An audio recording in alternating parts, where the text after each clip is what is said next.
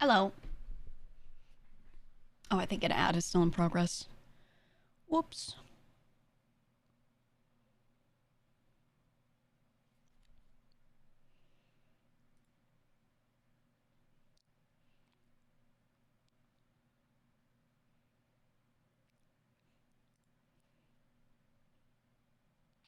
Did you guys see that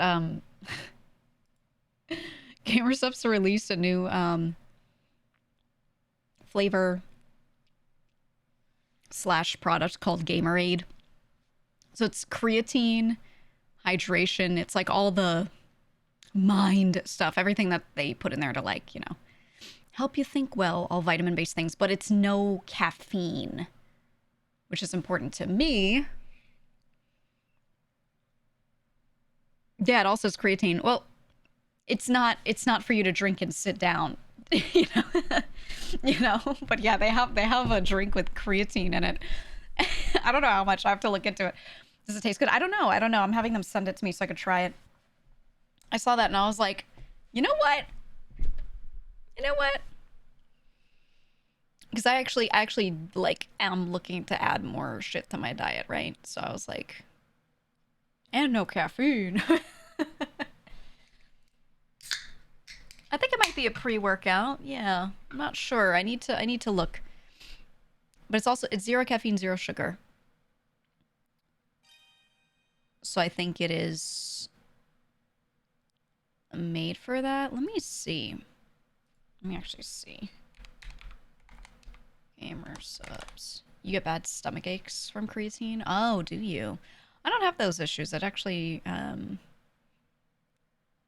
feel like I get a lot more in myself. Like I need more protein in general. I don't really need a ton more. I need some, right? So if this is like a light amount, if I just drink a little bit of it kind of thing, then, when they say zero sugar, it's usually artificial sugar or something similar. Well, yeah. I mean, they're not going to have it just taste like vitamins. Let me see. Gamerade.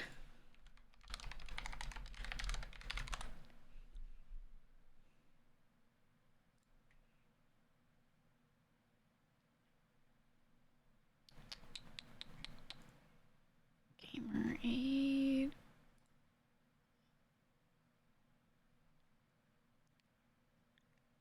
Oh, yeah, yeah, yeah. It's dropping on the 9th. Oh, I see.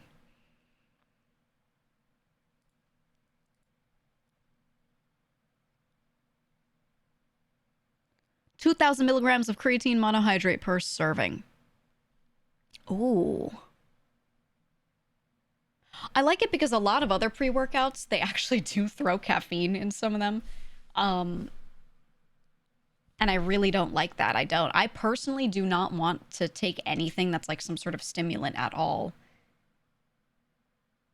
Um, you know, when I'm like just trying to do shit. I don't know. It's too much for me. So I want this without caffeine, which is good because this does not have caffeine in it. Very interesting. Oh yeah, you're thinking about creatinine. Creatinine's a kidney value. Creatine is different. The one you're saying you're spiked. That's creatinine, which yeah, again is a kidney value that they check for to see if your kidneys are functioning properly. But that's a thing that shows up after working out. Different thing, but only 2 letters off. Used to drink Bang daily, 300 milligrams caffeine, and had creatine too. Yeah, the creatine is also like helpful for just general brain function, focus kind of stuff. But I like it as pre-workout sort of thing. But that was my problem, is a lot of those things that are like have light amounts of creatine and aren't like completely filled with it usually also have caffeine, which is like too much for me. I don't do well with caffeine.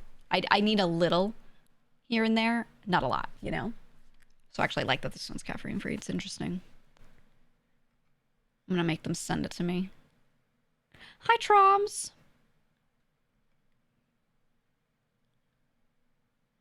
Hi, Troms.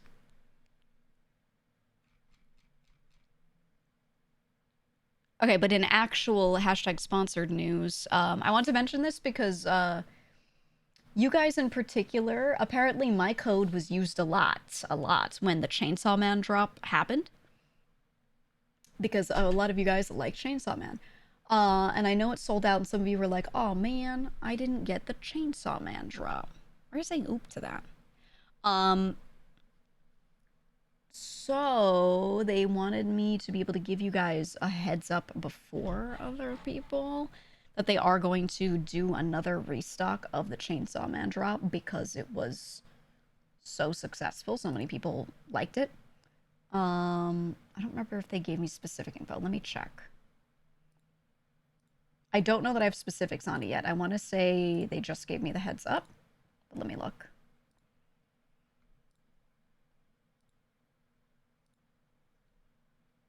Oh, no. I think they did tell me.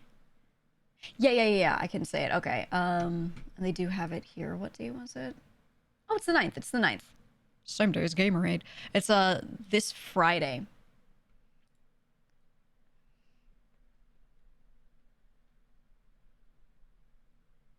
This is likely. But they will let me know if anything changes.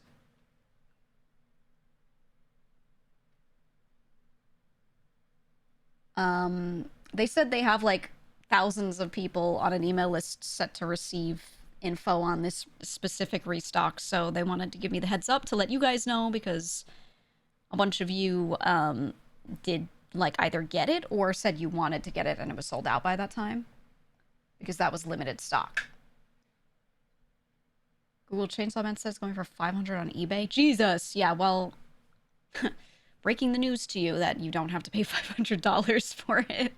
I'm letting you know you can get it for normal price. Gamerade isn't on the site yet. Yeah, theirs is also set to release Friday, so I guess it'll be up there later. But yeah. Chainsaw Man is huge. There is something else coming up that I cannot inform you about yet, but it's another collab thing. Kind of like the Chainsaw Man collab, how they have another collab product coming out that is pretty cool. Some of you might like. That will be later in the month. But I can't tell you what it is or anything. I'll let you know when I actually can. They're also figuring out the date still. We've got a tentative one, but it's not 100% set, so I will let you guys know once it is, and then I can tell you. Then I will let you know. But yeah, when the Chainsaw Man collector box releases again, they're gonna do like a second round of it. It will never be re-released after this one, is what they let me know. So this second release of it is the final. You at least do have a chance to get it if you wanted it, but it's like, you know, only one restock. So just know that that is the thing. Yeah, that's pretty much it. I don't know. I have it. I really like the box. Like, the thing that I like about it is they didn't just make soap and put it in a cardboard box. They made, like, a fancy thing with a magnetic closure and, like, all this stuff. You know what I mean? So it's a cool collector's item. So I hope they do more stuff like that in the future. Because I really like, I don't know, I like when collaborations feel special. You know what I mean? It's the same as last sale. It'll be sold out in a few hours. Yeah, I don't know how many they're stocking this time. I don't know if it's the same number or if they're gonna like have a bunch more ordered this time or what. So just I'm gonna keep you updated, but it should be, I'm pretty certain it is this Friday. Once I get a time, I'll let you know. I don't think we have a time yet. But there's going to be an email update, so just check your email. Yeah, and they said we anticipate these going as fast, if not faster, than the initial drop. So, you know, they wanted me to be able to tell you guys. So I wouldn't go posting about it everywhere and freaking out, whatever. Just keep it to yourself. They will post about it at some point, so the public outside of here will know. But I want you guys to be, like, primed and ready in case any of you really wanted it, because it's just one of those items that goes within an hour or two. You know what I mean? So Hopefully those of you that really wanted it can get it. But yeah, this is your early heads up from me because this channel supports GEEGA heavily and we are allowed to know cool things first. Haha. Haha at everyone else. Ever liked the Japanese lottery system for stuff like this? I don't know exactly how they do their system, but I assume it's the way they do like lottery ticket sales, right? I think it's nice. I think it's nice. There might be some people that like go, yeah, like buy extra to try and scalp shit and stuff. I think the lottery sales make that a little easier. Personally, I think it'd be nice if instead of lottery style stuff for this, when there's like a limited collab, I think it'd be cool if they have like some of them just go on auction straight up. Lottery system's prone to botting. Everything's prone to botting. As much as I love privacy, more and more every day, my brain is like, maybe South Korea's kind of right. You know what I mean?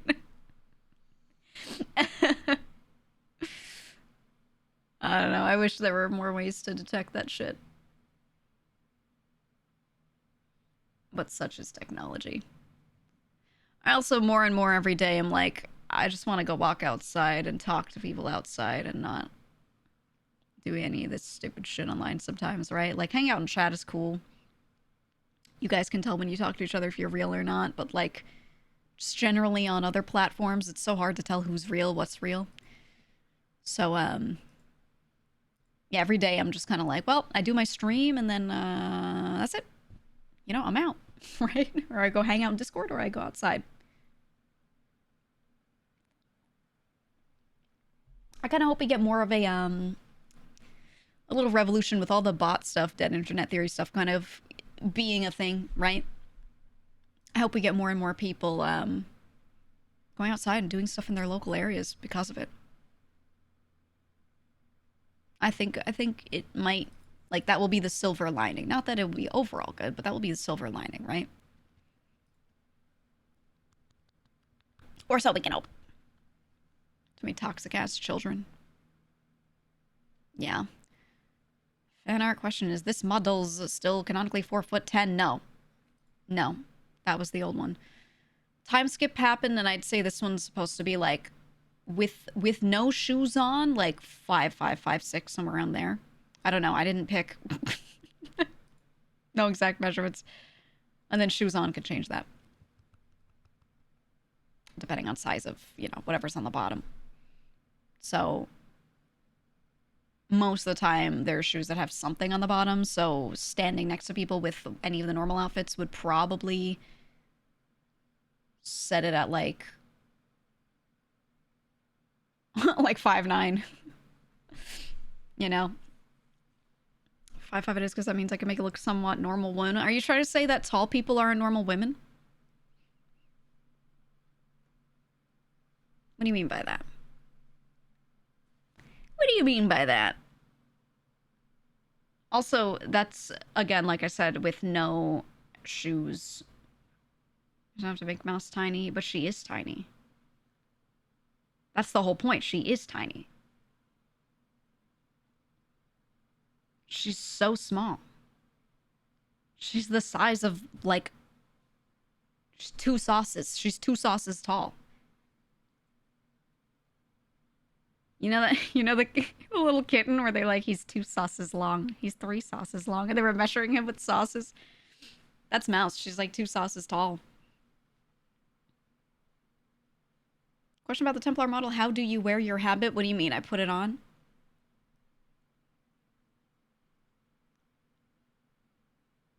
Have you ever met anyone smaller than you IRL? No, I've never seen a child in my life. Aren't you tiny too? No, I'm 5'6".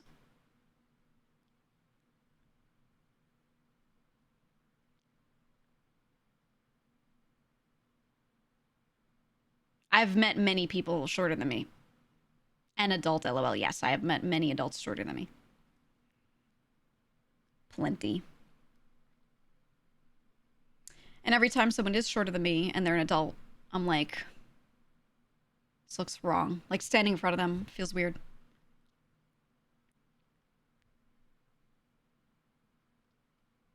So mad it's off. I always have bigger hands than everyone though, longer hands. Every single one of my female friends who's like anywhere up to like 5'4", I've always got bigger hands than them. I don't say bigger as in literally bigger, I mean like longer. Yeah, cello hands. You know what I realized? If I take my hands and I fan my fingers out, so I get the longest extension between the end of my thumb and the end of my pinky, right? I like fan my fingers out as far as I can. My left hand, I can move my my pinky down below where it is on my right hand. So it's like if I put them together, I get a longer pinky extension. And it's like the entire width of the pinky lower. Big hands being tall is a myth. It's not necessary. It's correlated, but it's not a definite indicator. Not always. Yeah, doomed Yuri hands.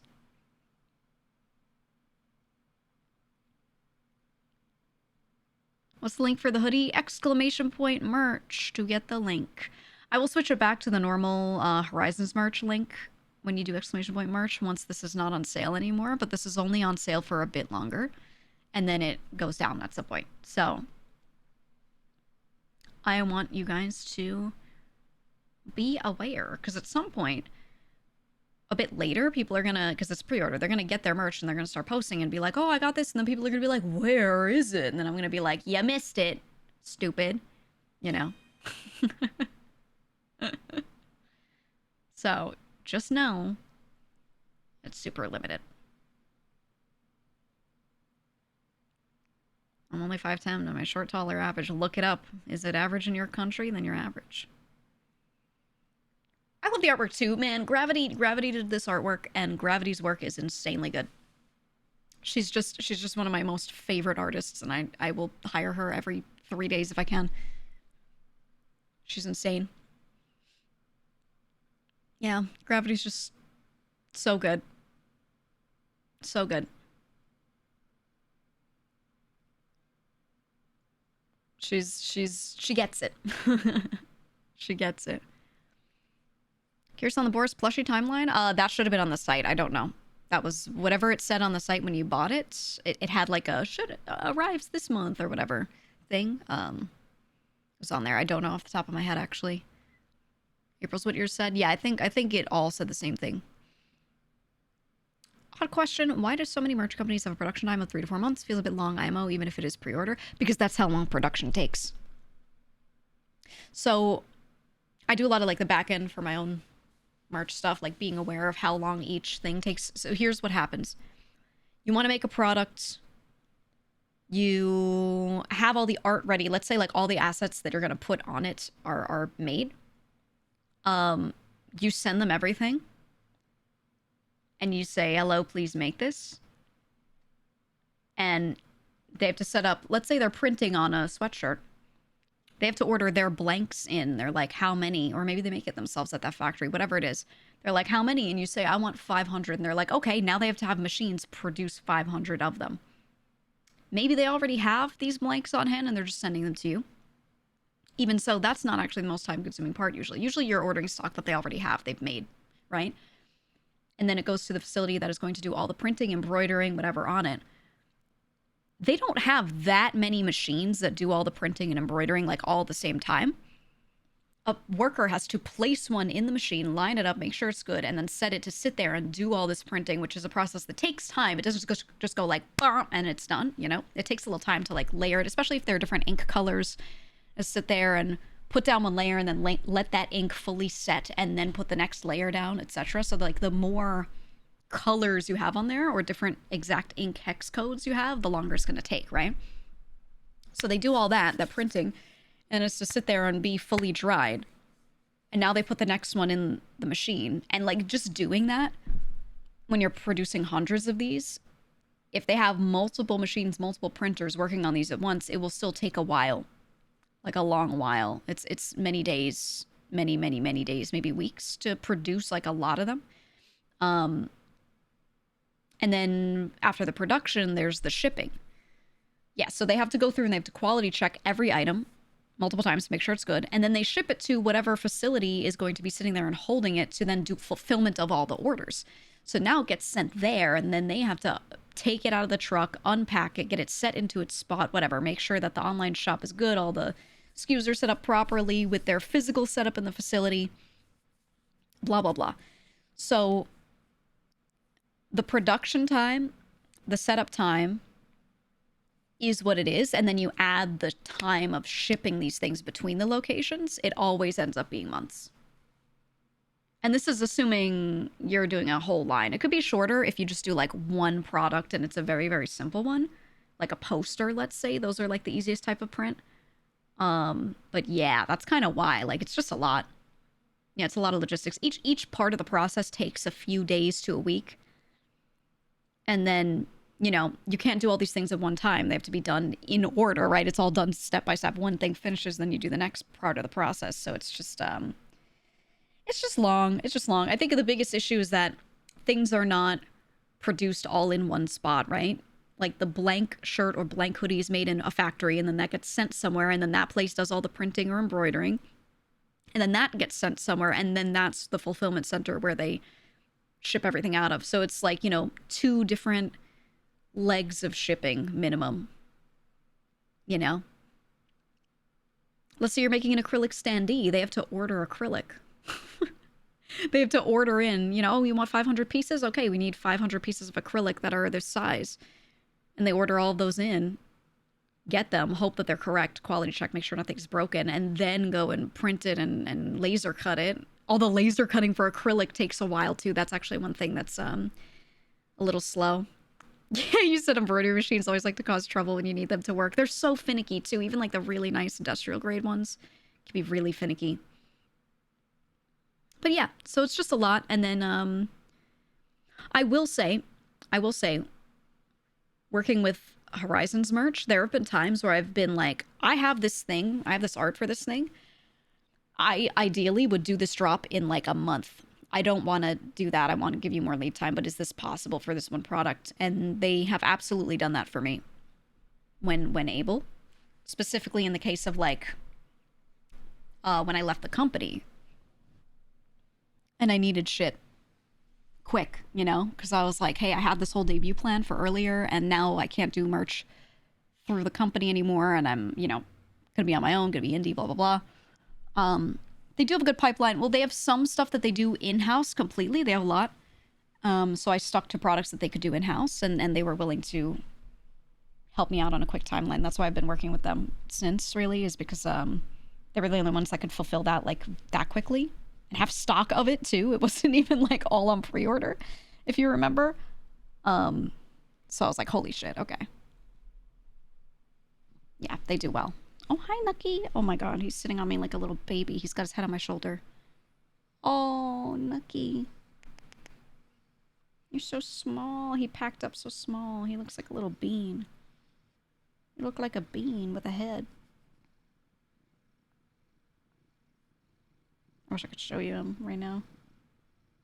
Oh, he's so cute. He looks like a bean. Anyway, yeah, that's why stuff takes a while. But yeah, like I've said this before, pre-orders are nice because you only order the number of things other people order. So if you guys buy 100 shirts, then we make 100 shirts. You know, and there's no like waste. Pre-orders are really good. No waste option. I like to do stuff pre-stocked, but I definitely take on the risk of myself or the company or whoever's doing it, usually me, buying up the stock beforehand and then hoping it sells. You know, and usually we do pretty good. There's always some stuff left on the store, but it's not a ton, you know? But you have to estimate how many you think people are going to buy and all that kind of stuff. So it's definitely a bit of risk. My first pre-order experience. Yeah, this is why we went with Agent Inc. because they've done a lot of merch drops for a lot of like the former Bishojo members especially, and they actually make and deliver the items within the time frame they say they're going to, which is great. Some companies that I've worked with have absolutely not done that. Absolutely not. You know, and it's tough because sometimes, like, especially in the past, I couldn't tell. To this day, I don't completely 100% know how much of that was like company staff versus staff of the third party company that we were using for the merch and what was going on there. You know, like, I actually don't know what the holdup was between all of that. I know for some drops, not for others, you know? But because it hasn't really happened with third parties that we've worked with too much, I want to say it was an internal issue. I think. I don't know. But yeah. So, since we knew we had to do something on pre-order for the Mean Mouse drop, because we were like, we have no way to be able to tell between two people who have not done a drop together, like, how much to order, we said, let's just do pre-order. Much safer. We do actually have something else on the way, too. We have another product related to this drop that we're going to do as, like, a separate thing as well. And it was probably the piece that we were most excited about, besides the candle. But the piece that we were most excited about, that I wasn't sure if it was going to have to get dropped or not, but it looks like we're going to be able to keep doing it, which is nice. It's a really specific thing, but I'm glad. So that'll come out later. It won't be like one of these items. It'll be a totally separate item that will come out sometime in the future. But it is related to our duo outfits, which will be nice. Also got to do, you know, it was holiday time, so I didn't, like, bother too much, but especially before the merch drop is done, I want to make sure she and I do some sort of collab with our outfits on. Just, like, one thing, but I'm not sure what. I'm not sure what. I was thinking maybe, maybe we watch videos again, music videos. Because we meant to do a part 2 of that, and we just, like, haven't. I've just kind of left it to her to tell me, you know, tell me when. Because she's always busy with shit, so. But I think if I just bother her about it, we'll do it. Could also do confessions. That was another idea I had. Could do both. Could do multiple. Something gothic themed. Yeah, but what's within that theme? I agree. I was just trying to figure out, like, what makes sense. I don't know. Like, what fits the bill other than doing confession stream. Phasmo? I'd rather fucking die, dude. I'd rather die than play Phasmo. Phasmo is good once a year for 30 minutes. The only thing that's good about Phasmo is when my friends play it and I get to laugh at them. Nothing about the game itself is good. Oh, Cult of the Lamb co-op could be cute. That's a good idea. I forgot that they added co-op, right? Is it couch co-op or is it normal co-op?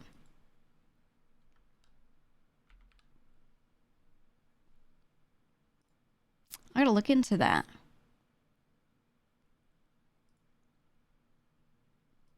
Yeah, and there's an expansion too, but I don't know if it'll come before I want to do this, but it doesn't matter.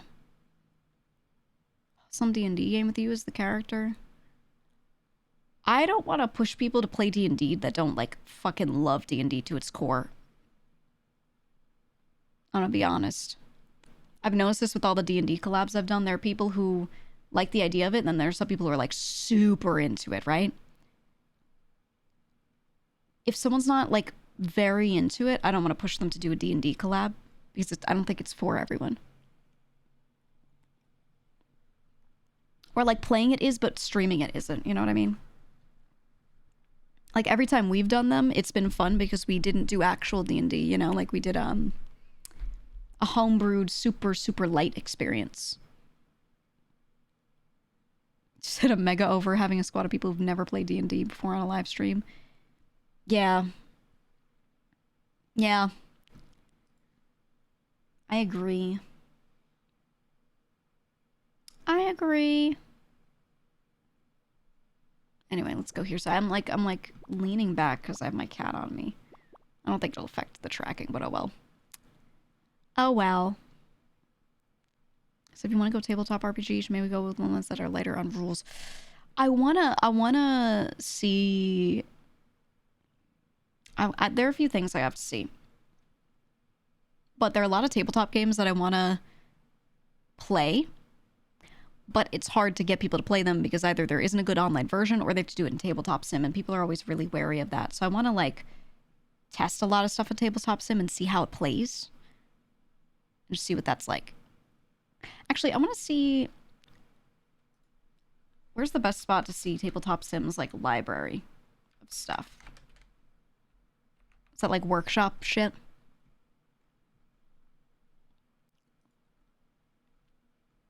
I want to see if certain games are going to be on there. Because the thing is, I have like a huge collection of tabletop and like simpler board games at home, right? So not necessarily all like full D&D, because I think this is really, it's really overbearing for people that are new to that kind of stuff to play even a new simple game, having to read through the rules first. Their eyes glaze over during the brief, you know? So instead, I'd rather go into tabletop sim and pick some of the games that I have the physical versions of that I think are like simpler but nice, and get people into those. I think it'd be ultimately more fun because D&D, like, if you don't know what you're doing, you're spending the whole time learning. And if you're also having to do that on stream and try to be entertaining, like, you can't even sit there and do all the roleplay correctly because you're trying to figure out how the fuck to play, you know, when you're new to it. Controls are rough. They are rough for tabletop sim. They are. But they're not the worst. Let me see. Workshop.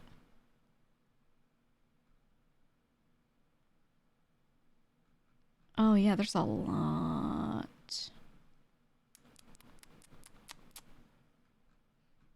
Let me see. Actually, something Matara and I wanted to do was just board game night.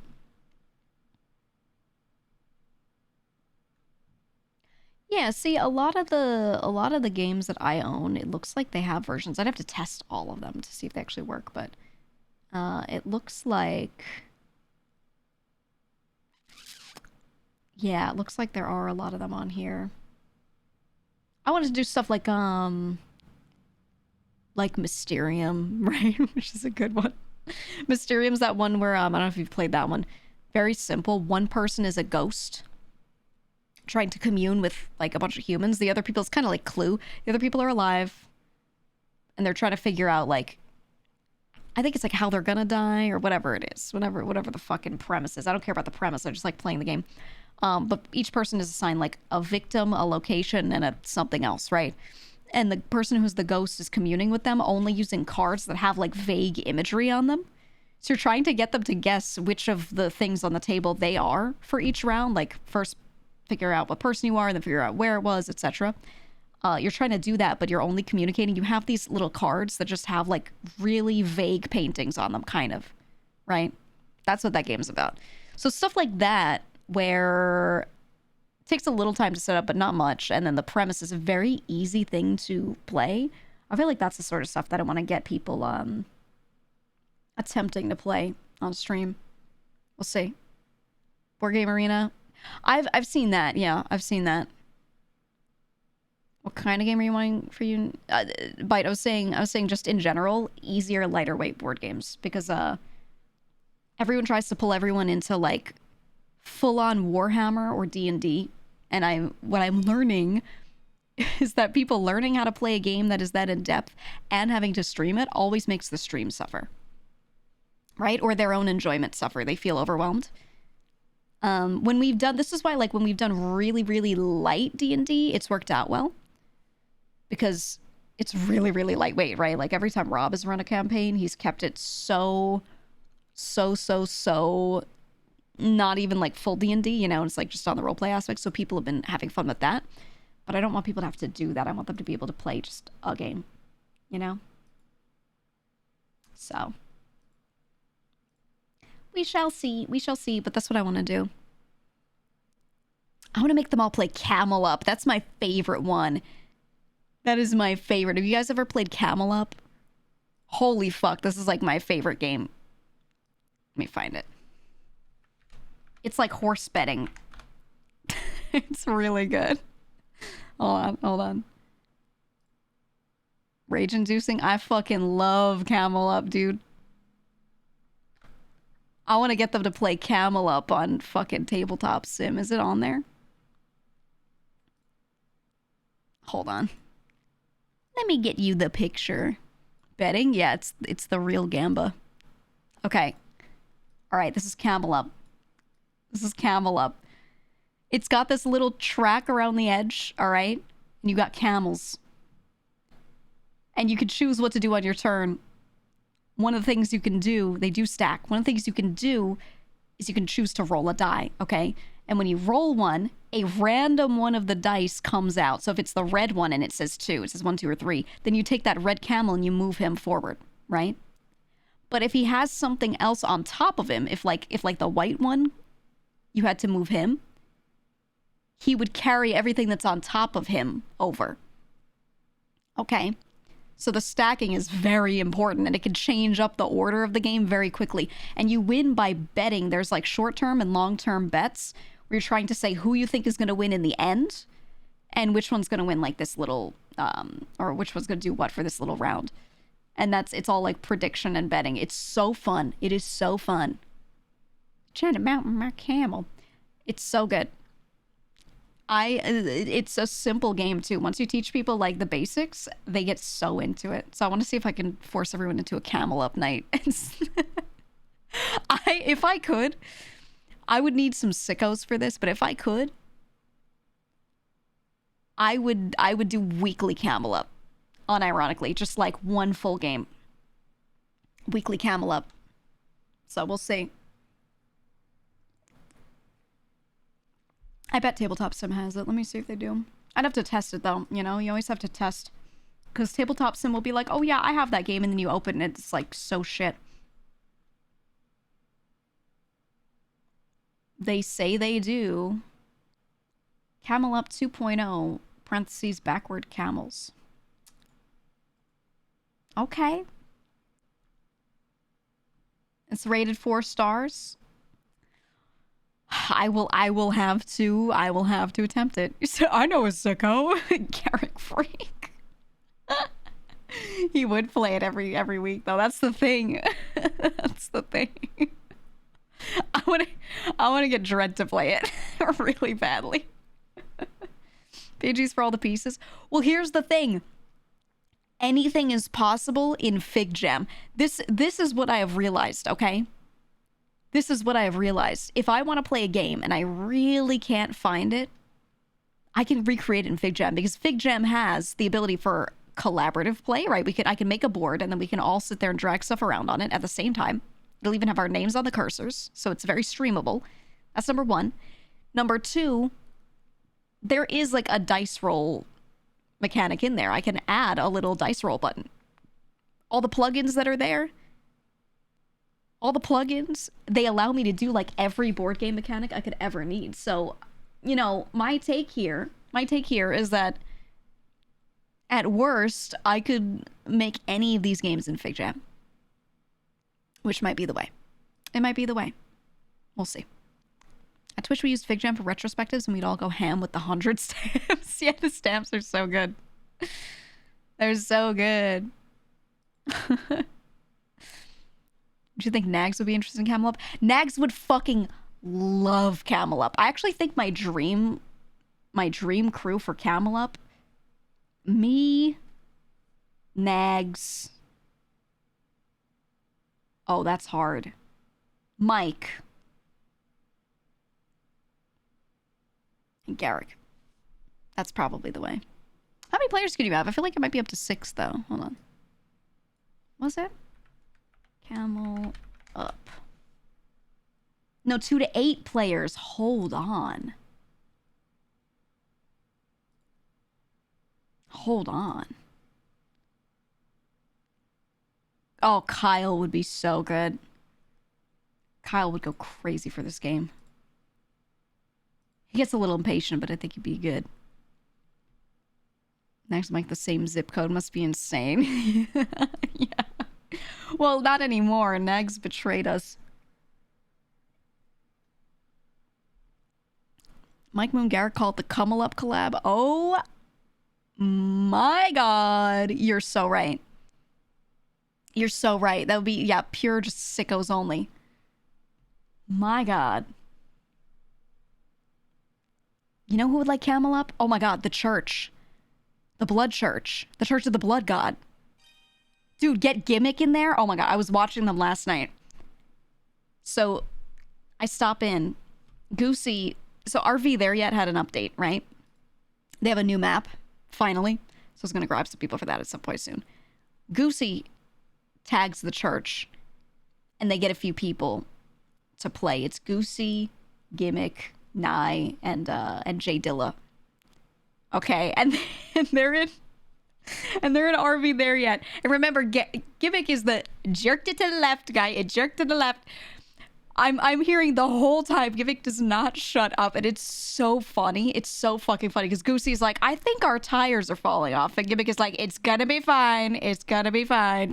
He's just repeating this shit that makes no sense and is not true over and over for hours.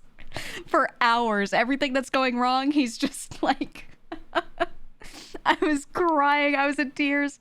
And then Nye is just like doing his best to actually play the game, but also like kind of fucking it up. And they keep yelling at Nye. And then Jay Dilla comes in, and Jay is just like so calm, so chill.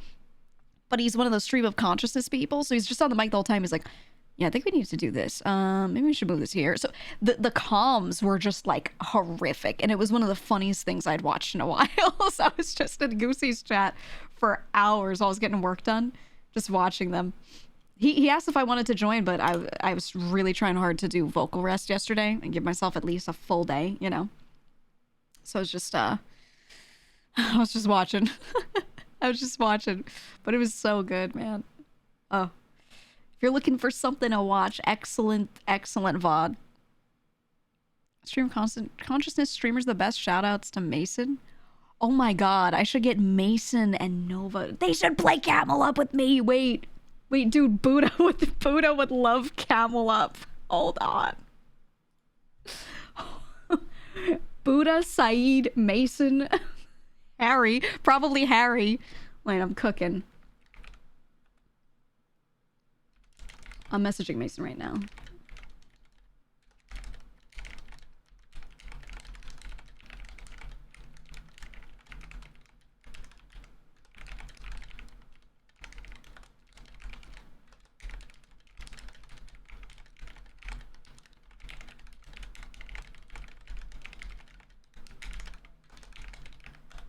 Okay, I'm letting Mason know. I'm letting Mason know about Camel Up.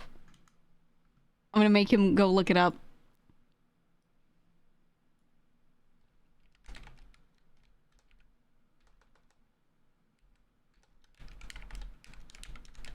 We should legitimately gamble, dude. We should gamble gifted subs. We should have a pot. We all put in X number of dollars. And then whoever wins, everyone has to gift them that many subs. Oh, we should do it. You need to get Boone and 6 other women to play Camel Up, and maybe it'll work out for him. Dude, he would love it. He would love it. I think the Blood Church would love it too. I'm gonna send them. I'll put it in our collabs chat.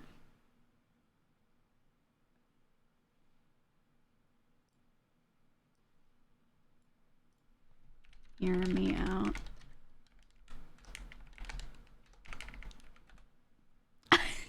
Me slowly recruiting everyone I know to play Camel Up. I just gotta find a version that works. Boone and Peppo. I could maybe get Peppo to play it because he is like the only thing he plays that isn't roleplay. He'll only stream art and roleplay. But he's played Monopoly. That's the only other thing. So we'll see. I think Mouse would love this. I think the girls would love this. I think literally everyone would like this shit. So we'll see. Ooh, what if I get... I think honestly, I think the most cursed one would be like OG Heist Crew kind of folks. We get like Saeed, Mason. It would be a shit show. It would be a shit show. Joey's Castle. Oh, yeah. It's a good one. It's a really good one. I think I kind of want to spend the time to make it in Fig Jam too. If it doesn't work well in Tabletop Sim, just to give people like an extra easy one to interact with. I kind of do. I know, I'll figure it out. Michi and Gamba. Oh, speaking of Michi, I pinged the server because I really want her to do card readings. So I pinged her in the collabs chat and was just like, are you cool to do this? Like, collab idea. We all get tarot card readings. And she was like, oh yeah. So I told her, tell me when you are free and we can set it up. I'll make a shitty overlay and everything. So I think it'll be good. Because I really, really, really want to do that. I'll figure out how we go about streaming it, though, with like a bunch of us. Or maybe we do them in an order. I don't know. We'll figure it out. But I really want to do that. I think it'd be so funny because from now on, I've decided she is an actual oracle. Like, Michi's a legit oracle, all right? Because the way her reading came completely true is crazy. I don't care what anyone says. I don't believe in voodoo shit unless it's Michi. Okay, because she predicted that shit. What's the worst that could happen? Yeah, we'll see. We'll see. Maybe we'll all get doomed. She is the oracle, dude. True and real.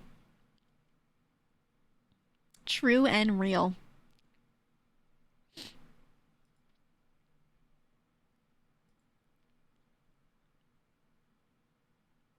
I think now, what does she call her most recent outfit? Because I feel like with the, I was gonna say hood, shawl, whatever it is that she's got on it, I feel like it makes her look properly like a fortune teller. You know what I mean? Let me see if I can get a picture. Goes to her channel. Oh, she's using her chibi model. Where's your other model, Michi? Yeah, with the cool hands, that one. Oh, she's just only using her chibi model all the time. No, the one with the hat. The one with the hat. The hat one. That one is like peak fortune teller. Yeah. Okay, I got a pic of the outfit. Someone in her chat at that moment said, "Can I dap up the big hands?" The chat message on the left. Can I dap up the big hands? This outfit. I want her to like do card readings for us in this outfit, dude. Right? With the big old hat. Can I dap up the big hands? Me dap up the hands, please? I like this model a lot for her, though. I like this outfit. She uses her chibi model like 90% of the time. I had to scroll the way back. Not a problem, though, because it's so good. She has two really good ones. Witch vibes. Kind of witch hat, but then once you get to the rest of the outfit, I feel like it goes more shaman mode because of the patterns, too, you know? Her Halloween fit that she debuted on Christmas. I like how it came out. It looks good. It's a good chibi model. It is. Though I gotta say, the chibi models that we all have that match, that have like all the line boiling, I love them, but I have one big complaint with them, which is not the fault of the maker. It's a VTube Studio thing. When you do the VTube Studio collab tool and you put like multiple models on the screen, it makes them for like one frame out of their line boiling animation. One of those frames, it like blanks out for a second. It goes like semi-transparent. Have you seen that? I don't know if you've noticed that. If anyone's ever been on someone else's stream and they are like, you know, VTS collab tooled in, so you see multiple models. Anytime you do that with one of those models, one of the frames in the animation, with the way the line boiling animation works, it just blanks out for a second. And you go slightly transparent. Yeah. I noticed it when I think I was on Mouse's stream a long time ago, and I was using my chibi model, and it was like a little, yeah, wonky, and I was like, oh, but it's not really the model so much as how the VTube Studio interpretation of the meshes goes. So it's a little weird. I don't know that they can fix that. I was gonna message them. Actually, I'm gonna do that right now. I'm gonna do that right now before I forget. And one question.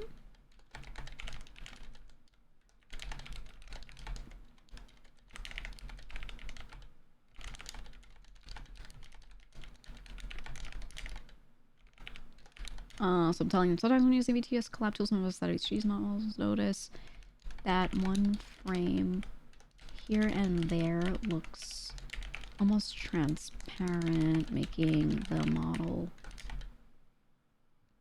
blink away a little bit here and there.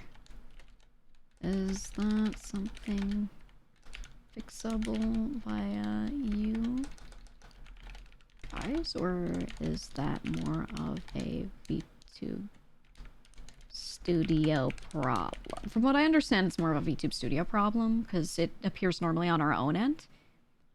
But I'm still gonna forward it to them and see. We'll see. Send that before I forget, because I will. But yeah, I noticed that like every single one of us, at first I thought it was just me, but every single one of us that has one of those chibi models, when we collab with each other with that tool, like only if you're the person running your own model, it won't happen on your own model. But if you are running someone else's model on your screen and it's one of those chibi models, so you're hosting them, then it like occasionally vanishes, right? Just one frame out of every couple. Maybe like every 10 frames, it goes blink. And it doesn't fully blink away, I don't think. It just like goes a little transparent. It's something about how the line boiling animation works, I think. So we'll see. We'll see if that's like fixable. We'll see. But anyway, not a big deal though. I personally looked at it, saw that it happened, and was like, okay, whatever, right? Like, not a big deal to me. But literally the entire collab between me and Mouse, people in the chat kept typing constantly. They're like, why is she blinking? Why is she blinking? What's up with her model? And they would not stop. Even if you answer the question 1,000 times, someone would always come in and type the same question. And I was like, all right, maybe I do need to do something. I didn't personally care. I didn't care, but, you know, people were freaking out. They weren't like, you know, super worked up. It was just so many messages asking the same thing for hours. And I was like, oh my God. So, see if that can be fixed, or who knows? Who knows? We shall see.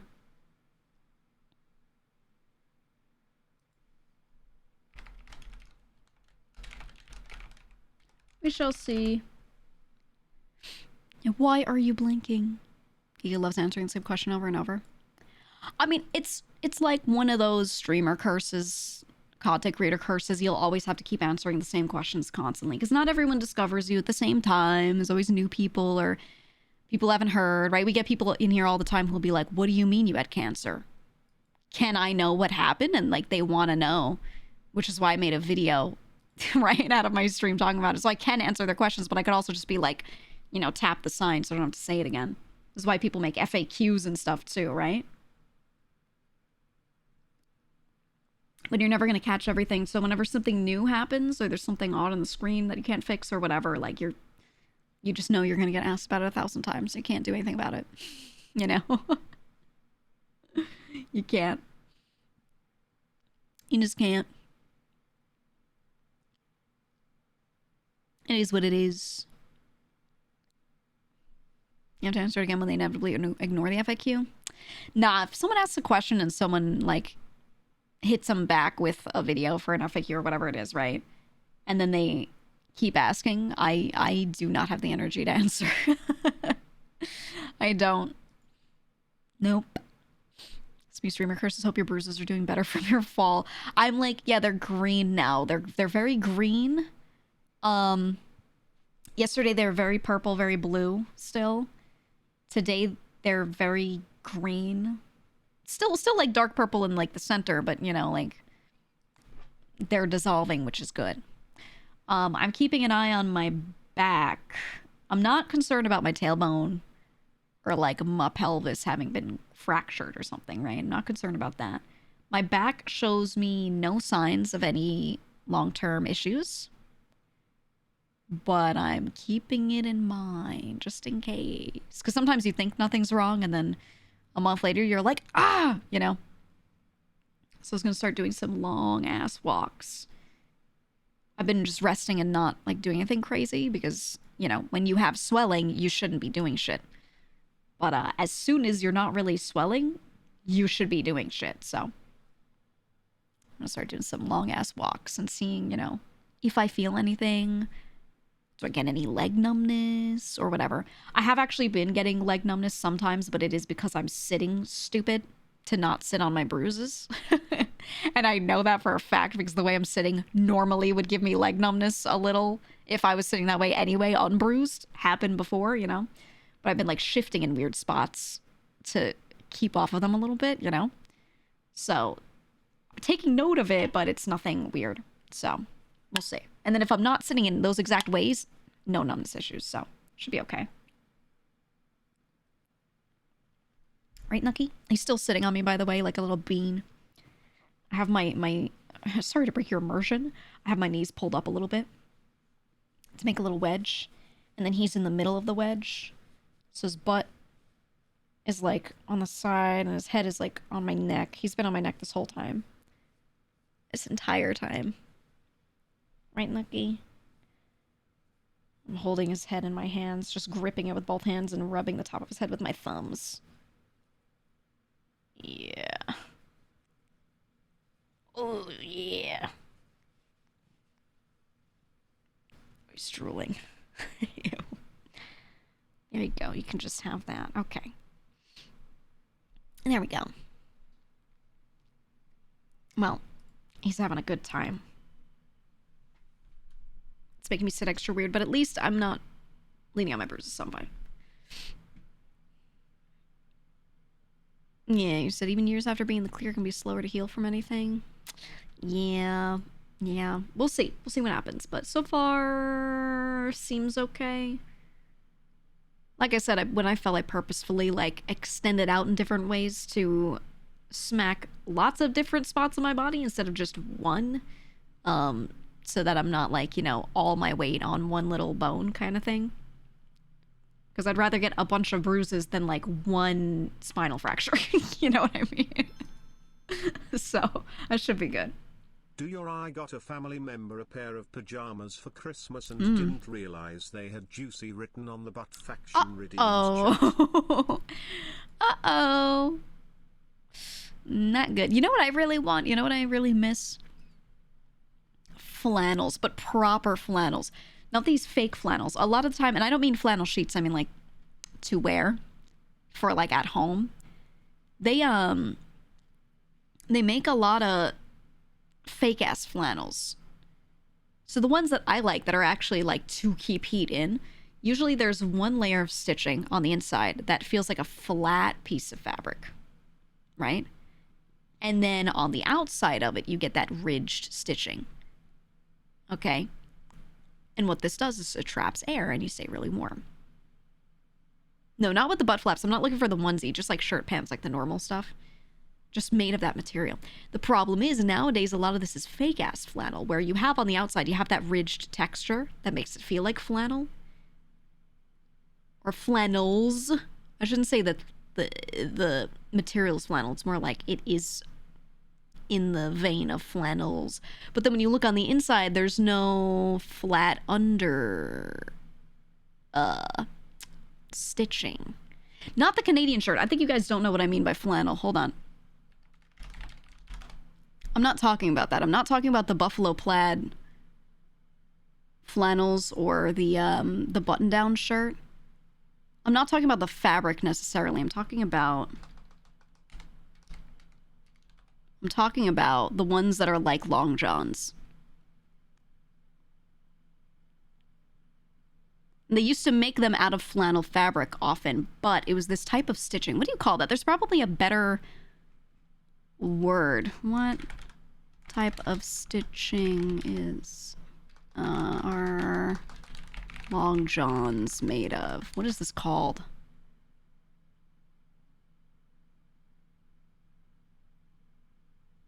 Yeah, they just call it like thermal underwear a lot of the time when you get long johns. But what is that stitch called? I was just like, there's no singular set one. Fuck, what do they call this stitch? No, a lot of the pictures I'm seeing are modern ones that are smooth. It's not what I'm talking about. Damn, I don't know what this is called. Waffle? No, because it's still in long lines. It is, waffle isn't far off though. And they can be done in like a waffle stitch. But what is that called when it's like that, but it's all in straight lines? It's not boxy like in squares like that. I'm looking, but I don't know what it's called. The reversey flip cross stitching. Yeah, the one that's somewhere between waffle and stripes, right? Hatching? I don't think so. Hatching is like... Okay, I see a hatch stitch and crochet, which isn't what I'm thinking of. Hatching is when you make like those little alternating boxes, which is almost it. I don't know if that's how they make it, but you can picture what I'm talking about, right? That fabric that's like really thin, really light, but it's got that very ridged kind of feeling on the top, right? And it's made to be a thermal fabric. I don't know if it's necessarily waffle knit because that's... Let me see. Because usually when I see waffle knit, I'm thinking of like the large one. Maybe it is. It's just on a small scale. But usually waffle knit is like chunky. Imagine something that's waffle knit, but it's like micro waffle knit. Yeah. If you look up like waffle knit thermal specifically, you can see the gauge I'm talking about, right? Like the tiny little boxes. Those. Micro waffle. That fabric, when it is knit like that, is like god tier if you live somewhere cold, okay? If you have one of those on and you put like a thin layer over it, you will be boiling. And I find that no one really like makes these anymore. Like you can find them, but people don't have these. Like you don't see them in stores. People just wear chunky sweaters in a singular layer and they're like, I'll be warm. They just wear that in a puffer jacket, man. But I'm telling you, you can go out looking like you're wearing practically nothing by just wearing one of these and layering something thin on it, and holy shit, you get so warm. So warm. This is like the New York City special. Okay. When it's like, you know, 10 degrees out and it's slushing and it's disgusting out and it's super windy and there are tall buildings, so all the wind is going through like wind tunnels and just chilling you. What you do is you don't necessarily wear a heavy jacket. You can, but you wear one of these underneath and then like a windbreaker, and you will be so warm. And you don't look bulky. But I find that like they're not that easy to find anymore. Like they fell out of fashion, but they're functionally like the best. I used to wear them all the time for hunting. Because when you would wear something like that, you could still move, you know? If you had to wear something that was a more normal, not thermal, I guess, fabric and then have to bulk up, you would end up putting on so many layers and a big puffy jacket and all this stuff, and you wouldn't really like move well, which would be really bad when you're hunting. So I miss these. I didn't know what they were called. I always called them thermals.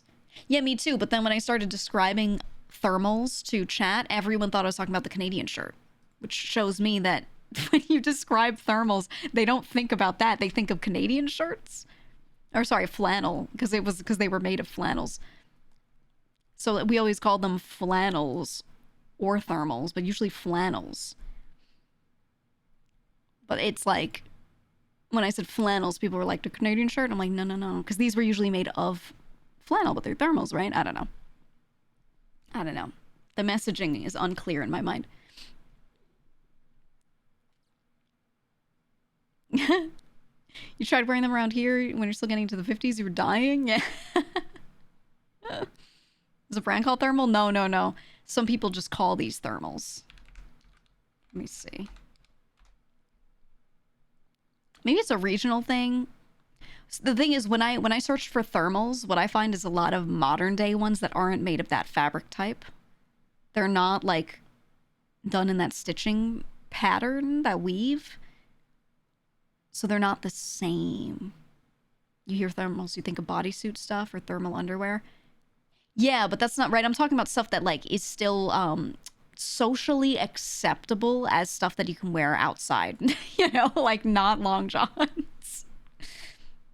Right, if you look up flannels, it's all plaid button-ups. Exactly. So I'm like, what do you call this exact thing when you're like, I want a shirt that is of this thermal material, but I don't want it to look like it's underclothing. Right? That's not like, what do you call that? What do you call that? It's called a base layer. But when you look up things, if I look up base layer thermals, the problem is you're going to find some that are socially acceptable to wear. You're going to find a lot that look like undies. All right? But also you're going to find a lot that are not the material I'm looking for and the type of stitching. What I'm seeing are all of these super, super thin, like polyester shirts, which are not at all what I'm talking about, right? I'm talking about specifically that one weave. So base layer doesn't work either. So what the hell do you call this? What do you call this? Thermals in this fabric, but that don't look like goddamn underwear. You know what I mean? Like this is a mystery in my mind. Like what do we call it? It's not Henley. You're looking for waffle weave? The thing is, it's not like big waffle weave. It's like very, very small waffle weave. And not all waffle weave is the thing I'm thinking about, because a lot of the waffle weave stuff doesn't have that backing where on the underside of it, it's a flat stitch. Because usually when you see waffle weave clothing, it's whatever space is made on the top is negative space on the back, right? But the ones I'm talking about, the underside, the side that's touching your body, feels like flat fabric. See what I mean? It's different. So I'm like, God, what the hell do you call that when you're looking for that specific thing? They used to be everywhere in the 90s, okay? This is why I'm saying this. I guess like nowadays no one cares about them. I guess. But in the 90s, these were fucking everywhere. Shirts, flannel material. In the 90s, the ones I owned were all flannel material. and that's what I would find when I would go searching for it. I would find them and they would all be like, I'm made of flannel, wow. And that was what was popular. So oftentimes we would call them flannels, even though we didn't mean like Canadian flannel shirt. You know what I mean? But I think this is like maybe a phenomenon that's just dead. I just bought a Thug Bugs Bunny shirt. I totally get the dilemma. Oh my God. Oh my God. Ugh. I get you. I understand. You always called them long johns. But that's the problem. If you call them long johns, first of all, they use different materials for those nowadays. Second of all, that's some goddamn underwear. I'm talking about ones that are socially acceptable to wear without people being like, you're in some damn long johns. You know what I mean? You think it's called grid fleece? Let me see. Grid fleece.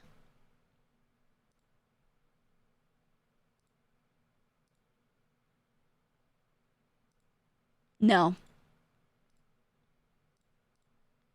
This is not what I'm talking about, though it does have the same exact idea behind it.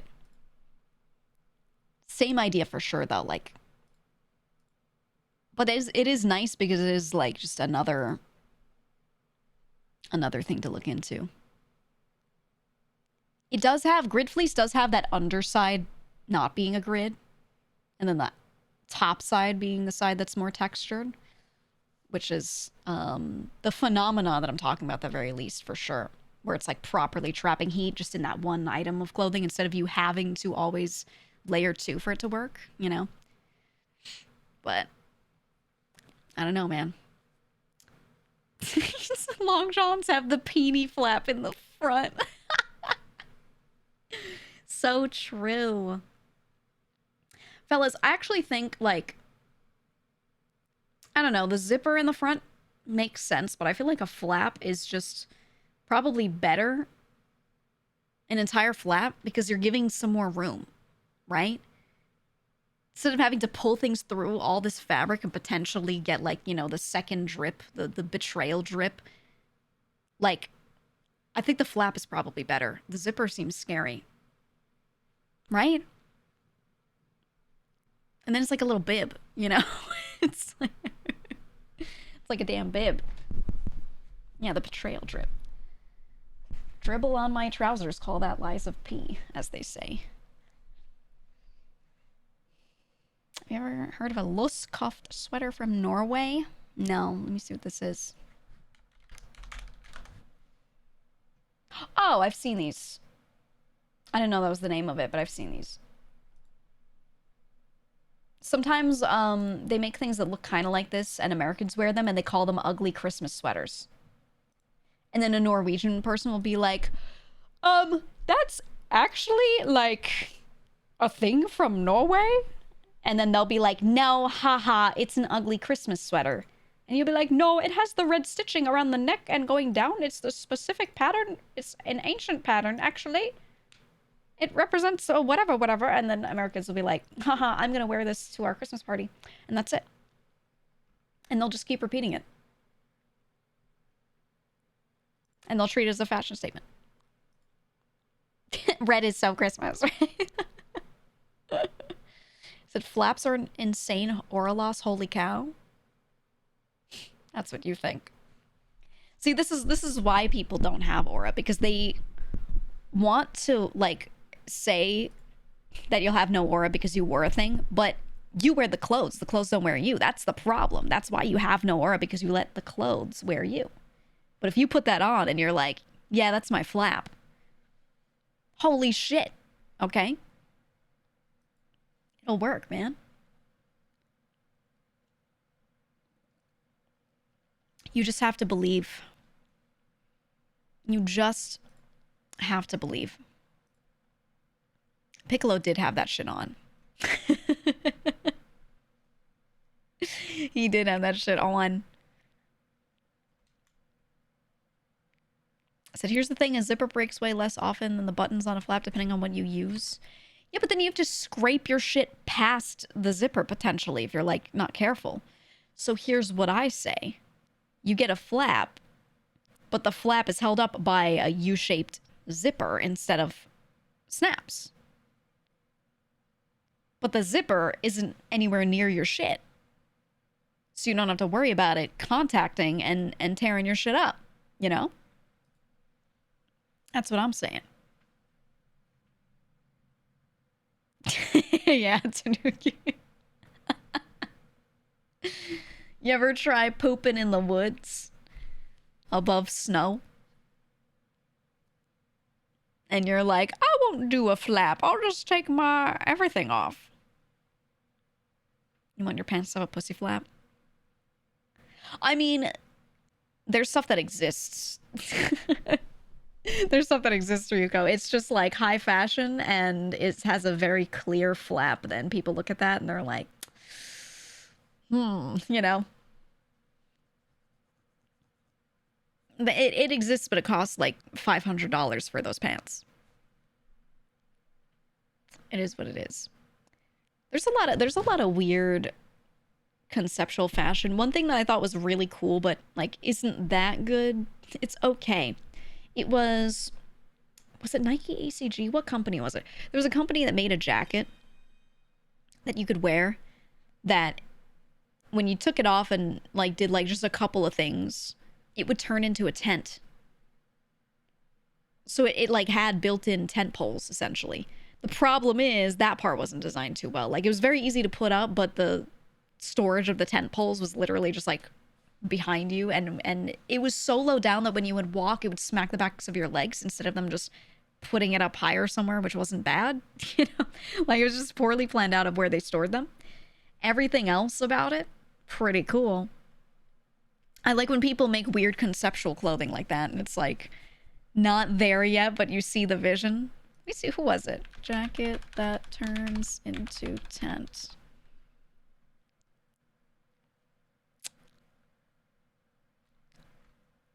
Which one was it?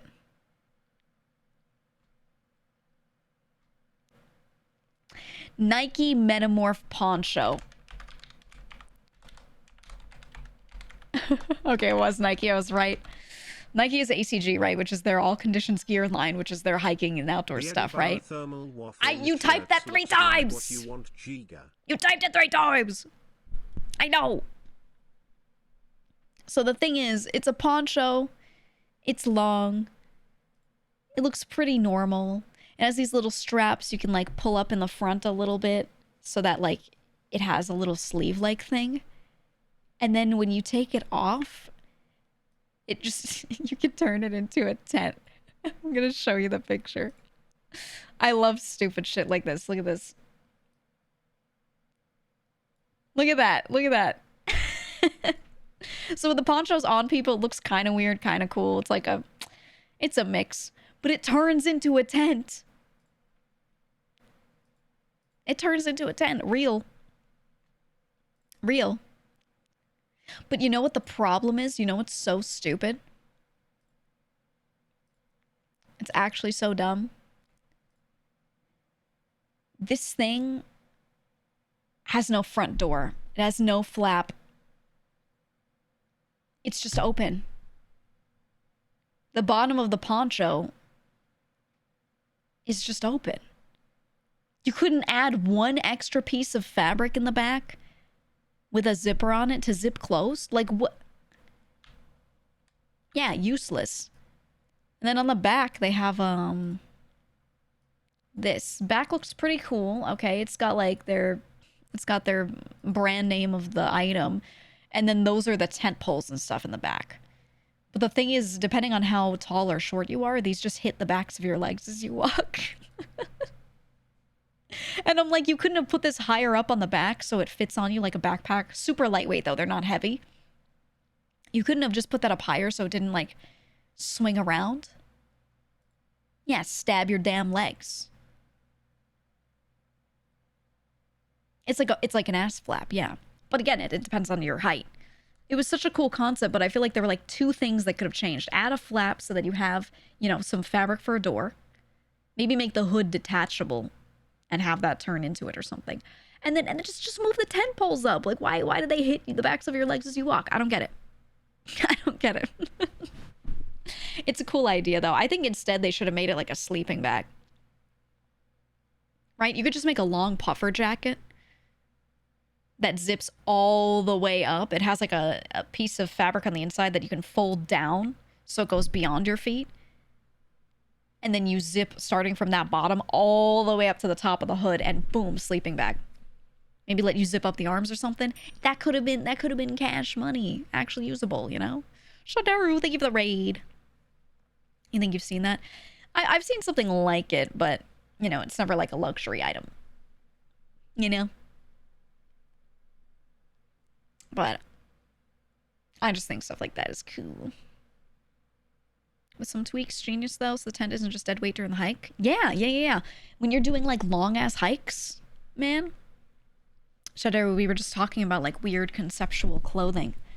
And I was saying I was complaining. Nike made something that could have been cool. They made this tent poncho. You have a poncho and it turns into a tent, but then I was saying they made the dumbest thing happen, which is number 1, there's no actual door. So it's just like a sunshade. And then number 2, on the back, the tent poles are stored there, low down. So the weight is distributed on the ends, which I don't think is good. And then they smack the backs of your legs as you walk. So it's like, it's so close. It's so close. You can fit a 1-person Arctic ultralight tent in a pocket, though. This is true. This is true. And arguably, you know, you would have your poncho and you probably use it as a blanket inside your tent, you know, or like underneath you. But it's cool. It's cool that they tried. Terrible for hiking? Yeah, because the way it like flaps around. I don't know. Initiating flap sequencing protocol. Flaps have been installed in pants of all chatters. Yeah. Yeah. So true. So true. I heard all of that. Hey Ms. GEEGA, how are you? Hmm. I'm Congrats on good. becoming one of the members of the United Nations. I am the United I Nations. heard I'm all that of them. once you join, which is almost impossible, Yeah. that you've gained immortality. I always had Congrats it. again for eternity and control over the world. I always had it the whole time, man. Since the beginning. I think my flap got installed backwards. No, it's the peen flap. It's good. It protects it from rain. I don't like this song. I don't like this song. We're changing the playlist. We're changing it. But yeah, I think I don't know. I always like to look at this stuff because I loved hiking, right? So I loved like min-maxing what I was carrying on myself. It was just it's one of those like real sicko obsessions, right? Where you min-max what you can backpack with you, but still have a good time, but carry as little as possible, right? I love that. So I love watching people like attempt it, but then sometimes it's just, you know, why don't these tent poles smack you in the back of the legs? I wonder if these people who design these things ever actually test them, you know? So you can tell when something's been designed by someone who actually does this stuff versus someone who just has no clue what's going on. Or at least takes feedback, right? I don't know. I do like a lot of my other Nike stuff, though. I actually have owned a lot of, like, ACG jackets and things over time. And, like, they're really good. They're really good, genuinely. You think you could turn into a parachute if it's windy enough? So you're just guaranteed to get swept up into the air no matter what. 100%.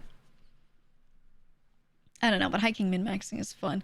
You know what I pulled a bunch of jackets out. So I cleaned out an old closet. My mom, she had some like old plastic bins that had moved with her from place to place that had a very, very old clothing in them that she forgot about. So at some point, she calls me over and she's like, hey, can you go through this? If any of this is yours, you know, take what you want if it was yours, you know, or if there's anything else you want, just let me know. And I go through and I found a bunch of jackets that were mine, that were old athletic wear from like the 90s. And I'm telling you, they do not make windbreakers like they used to. I held these things and I felt the fabrics and I've worn them and I was like, my God, I hate current fashion. It just made me angry, you know, because I picked up like one old jacket that I loved and I was like, oh my God, I thought I lost this or it died. And I put it on and I've been wearing it nonstop and it's so well made and it's perfectly done. It's light as air. It's light as anything. Okay, but it keeps me incredibly warm if I want it to. It's amazing. And I'm like, if I went to buy this today, I wanted to buy something that was this good, it would be like an $800 luxury item, and it might not even be that good. Maybe. Right? It's crazy. Crazy. No, not an old Letterman. I always thought they were ugly. I don't like Letterman jackets. I don't like college chic. I don't like that shit. But yeah, used to be able to buy one of those for like $30, and that was considered expensive for a jacket, but it was a nice windbreaker, and you could wear it all the time, and it would work perfectly. Teal Hornets? No. No, I didn't have one of those. I won't say what it is because I wear it all the time. A Teal Hornets jacket. No, it wasn't like a college-esque looking one. It was, different is what I'll say. But it's like, it's good. And you know how like fashion nowadays always kind of circles back to something older. They go through the eras. I keep seeing all these companies try to make things that look like 90s windbreakers. And I'm like, wait, so you mean I can wear this outside and not look like a freak? Hell yeah. So I've just been wearing it. I love it. I love it so much. Those Arc'teryx. Yeah, companies like that are good, but yeah, the price is crazy. Like, the thing is, like, Gore-Tex, for example, the fabric, right, is crazy expensive. So if you're like, oh, I want to make a really good hiking boot, but I want it to be made of a really good material, or you want to make a jacket, you want it to be like ripstop fabric or something, right? Like all these things. You're like, I want to make this cool item and sell it to people. Just to make it, it's going to be hundreds of dollars. So you're going to have to sell it above that, right? Gore-Tex is fantastic, though. It is. I mean, the good news is it's the kind of fabric where if you wear something made out of it, you probably don't have to buy it again. But maybe you do. I've owned items that are Gore-Tex where the fabric has had 0 issues. But then the way the stitching was done and the way the item was put together, it has still come apart. So I'm able to have beautiful flat panels of the fabric still intact, but you have to trust the company to do everything else correct. Or if it's a shoe, you know, they have to adhere it properly so that shit doesn't just rip apart, etc., you know? So it's tough. It's tough. But there are companies out there that are doing it. There's some. I can't hear Gore-Tex not thinking about Seinfeld. Yeah. Yeah. So I think in general, companies chose to keep prices stable and decrease quality. Oh, yeah. It's always been like that. Or, what everyone does, they've been doing this for forever, but what everyone does is they put out their items and they say it's a $40 shirt, but then they're like, oh, it's 50% off right now, it's $20. That shirt was always $20. It was never $40. They just said that and then said it was on sale to make you want to buy it. That's it. All this is just arbitrary, right? They're just making shit up. Every store does that. Every single one. Oh, it's our end of season sale. No, it's not. End of season is when everyone comes in to buy this stuff to begin with. You know? So you're just pricing it in this way and then saying it's a sale so that people think, oh, it's the time to buy, you know? I don't know, man. I don't know. This is why I, like, adopted a minimalist lifestyle a long time ago, because I just hate that shit so much. So much. I buy a couple things that are good, and that's it. That's it. I'll wear the same 3 things forever. There you go. Plot twist, the shirt costs like $2 to make. Yeah. Yep. That's a good point, Zoingo. I've seen that too, especially in technology, right? Where, like, they move their pricing up all season. And then, yeah, the sale price is just what they were 5 months ago. I've seen that happen so much before Black Friday, before, like, Cyber Monday, before just general December gift buying season. All of that. And that's how they get around the laws that say that you can't do it. They just slowly increase their prices. And they're like, oh, we're selling a lot. There's so much demand, so we're increasing price. You know. And that's how they do it. That's it. Tried to order some different style shorts on Amazon just to try something new. Swear I've had plastic bags that felt more like fabric. I do not buy clothing from Amazon ever. Ever. Never ever. Just drop it back down again in February, March. Well, those items are usually done by then. They have the next item coming up. So then they put stuff on extra sale sometime after the season to, like, liquidate, you know, whatever they have left. Which people go like, oh, it's on such a sale that they're probably losing money on this stuff. No, they're not. The price is already way too high, you know? But yeah, it's crazy, man. It's crazy. Can't wait for the RAM price to go down. Oh, yeah. Did you see Power GPU put out a good tweet, actually? I'm going to promo this for a second because I am sponsored by them, but it's very true. This was something that was important to me when working with them, is I was asking them how they're handling all the pricing stuff. The stuff that they have already made, or the parts that they have already gotten in, they are pricing it in a way that makes sense for what they bought it at previously before the price went up. So, the price increases are happening, but they're not increasing their prices just because they can. They're increasing it only based off of what it costs them to get the parts, and all of that. Because, yeah, GPUs started rising. So I just want to make that note that if you were looking at getting something, sooner is better because the prices are going to go up. They have a pretty good memory partner that's helping them keep their RAM pricing down, which is nice. Because a lot of this stuff is being priced up arbitrarily, if I'm being honest with you. You know, like if you're a company that makes PCs and you partner with someone to send you parts, etc., like a direct buy kind of thing, sometimes you can keep prices down a lot more. Sometimes you can't. It depends, especially on the types of parts. But yeah, I want to mention that some of the staff kind of said something to me like, hey, you know, if any of your people were looking at getting something, encourage them to do it earlier rather than later because, you know, you never know how this stuff is going to move, but they're doing their best to keep it to wherever they can. They said, which this is crazy, they said the 5090 base models right now are around 3,500 on Newegg. 5080s have climbed up to 1,200. That's insane. AMD and Asus also said they're going to be increasing products pricing just in general. Crazy. But yeah, Power GPU is trying really hard to keep their prices where they can for as long as they possibly can. As long as they're not like, you know, losing money on it. And as long as it makes sense to, they're going to do that. So if you guys were looking at anything, I'm just flagging that for you because it's just like, you know, over time, it's just going to keep getting worse and worse and worse and worse.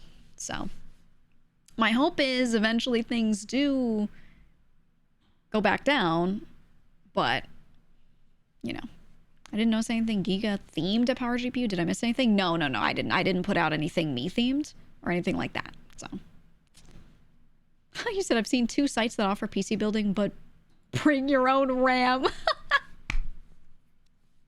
That's funny. At least RAM, you just shove it in, right? It's just a little stick and you go boop. But that's crazy. So hold on, a pre-built 5080 PC was 1,200. Just did I misunderstand? No, the GPU has spiked up. Yeah. Thanks, Brandon. Yep. I don't know, man. So thank God I'm getting my new PC sent to me. Thank God. Because as I was watching stuff climb, I was like, hey, we should do this now.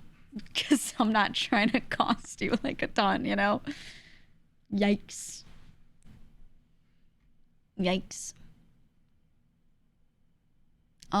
You seem to have a finger on the pulse for tech stuff. Is it seriously just AI stuff running up prices on RAM, or is there a larger issue than that? I don't have my finger on the pulse on it. I read a couple articles. I tell you what I read. That's it. I don't really, I'll be honest with you. Okay, I don't want to get too, like, cynical, too nihilistic, but I'm going to for a second. Let me tell you my outlook on the world. Everything's cooked. People are evil. No one cares about anyone. Everyone's trying to suck everyone else dry of their money, okay? This shit is always going to happen. No one cares to protect their people against this stuff, so it will keep happening. Every country is totally okay with letting this happen to everyone, and they're all just letting it happen. Hooray, because, you know, blah, blah, blah. So it's just going to keep happening. Therefore, I don't like to be that plugged into all of the news on it because I just know how it's going to go and I'm tired of it and it's exhausting to read about. Okay? Doesn't mean I'm going to be unaware. You should still be somewhat aware of these things so you can make choices you need to make, right? But I'm not trying to keep my finger completely on the pulse of all this stuff. I'm just like, how does this affect me? What can I do? Okay, right? You know what I mean? It's so exhausting having to read about all this stuff. So when an article comes out that's like, did you know GPU prices spiked up again? I just go, whatever. You know what I mean? Whatever.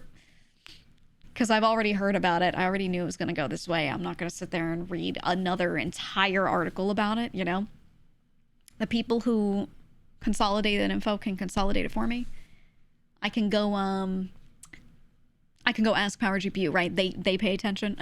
So I'll just ask them for a summary when I need it. And then outside of that, I just try to not overread. I think everyone should read about these things a little if they care about it.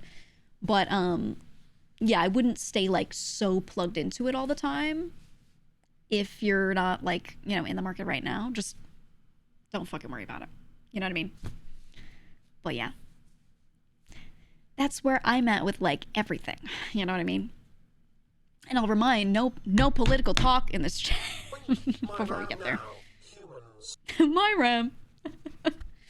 Like gas prices, what I'm gonna do, never buy gas. Yeah, Yeah, exactly. You can do what you can, but, you know, but yeah, because the world is like this, yeah, that's why I keep those rules of, like, you know, we don't get deep into it and shit, blah, blah, blah. Because, I think it's really important to remain aware of things to an extent, right? There's an extent, and then there's a certain threshold where I'm like, I'm done, no more. You know, I'm not going to spend more time out of my day on this because you can't enjoy life like that. Not me. At least for me. At least for me. Some people are entertained by reading up on all the stuff, or they're like just addicted to it, whatever. That's if that's you, that's you. For me, I'm going to play video games. I'm going to do what I can. And that's it. The good news is no one's been spamming about recent events in the Discord. Not a single one. I said something and I was like, oh no. Anytime there's world news of any sort, this is the only time I'll mention it. Anytime there's world news of any sort, I always have to go to the mod chat and be like, by the way, if you didn't see, new event, you know, let's like talk about this specifically, these things, whatever, we'll shut down, right? But no one said anything. That's how good the Discord is right now. The mods didn't have to do shit because no one even brought it up. Everyone's just like, yeah, I'm not here for that, you know, kind of thing. No one even said anything. And I was like, wow, this is a great place. Yeah, I think everyone here is like, yeah, I'm sick of it. I don't want to talk about it. It's very good. But yeah, good vibes. Very good. Yeah, a lot of other servers I know have been spammed with memes or people dooming. This is why we don't have event channel, because people be like, I don't know what to do anymore. They start freaking out, you know, whatever, etc., etc. But we didn't have to do that in Discord. It's really nice. Really, really nice. I probably don't have to ping mods ever on any of this stuff, but I do for some things just to make sure. Because, you know, someone will come home from work. They didn't open Twitter. They don't know, right? Some people don't have the news. But, yeah, it was very nice. I just want to say that's very relieving. Very relieving, because if I didn't want to see any of that stuff, I could just go, like, read through our Discord channels and chill, you know?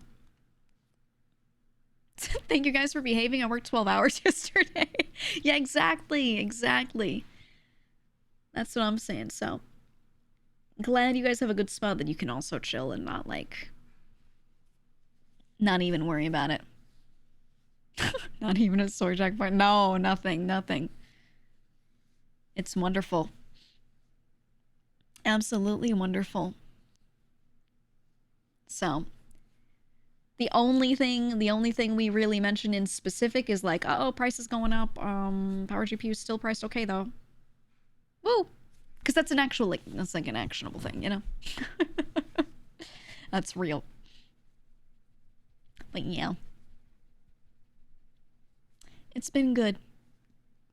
It's been good. Anyway, Brandon there is with Power GPU for the record, so if any of you, like, see him replying to you on specifics, that's, like, the guy, so, you know.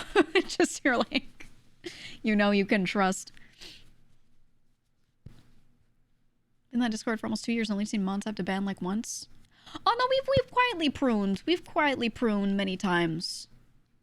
Many times. It's just that that's the good part, right? You don't see it. Which means they do a really good job of nipping in the bud really early. Really early. So, it's been nice.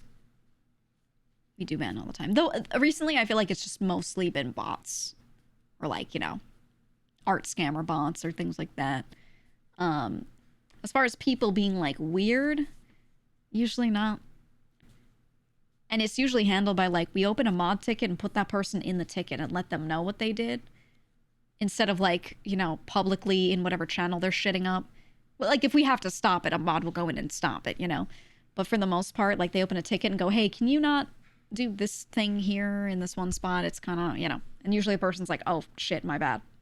You know what I mean? So you don't have to, like, see the person get publicly reprimanded or anything like that in most cases. So I feel like that also brings vibes down a little bit. Not me. Yeah, you said, can you fucking not? Yeah, I think a lot of people, when they're like in a Discord and they're talking about something, they're yapping and they're overexcited, or like getting too far down one rabbit hole that we don't really want or whatever it is. Usually they just don't know. right? Like they think everyone's having fun talking and really like they're not, but they don't always know that, you know?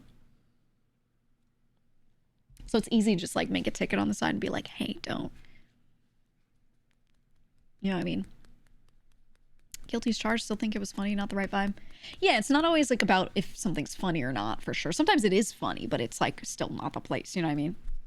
But that's why we like quietly open a ticket and tell people like, hey, instead of, you know, replying to them being like, shut up, idiot, you know?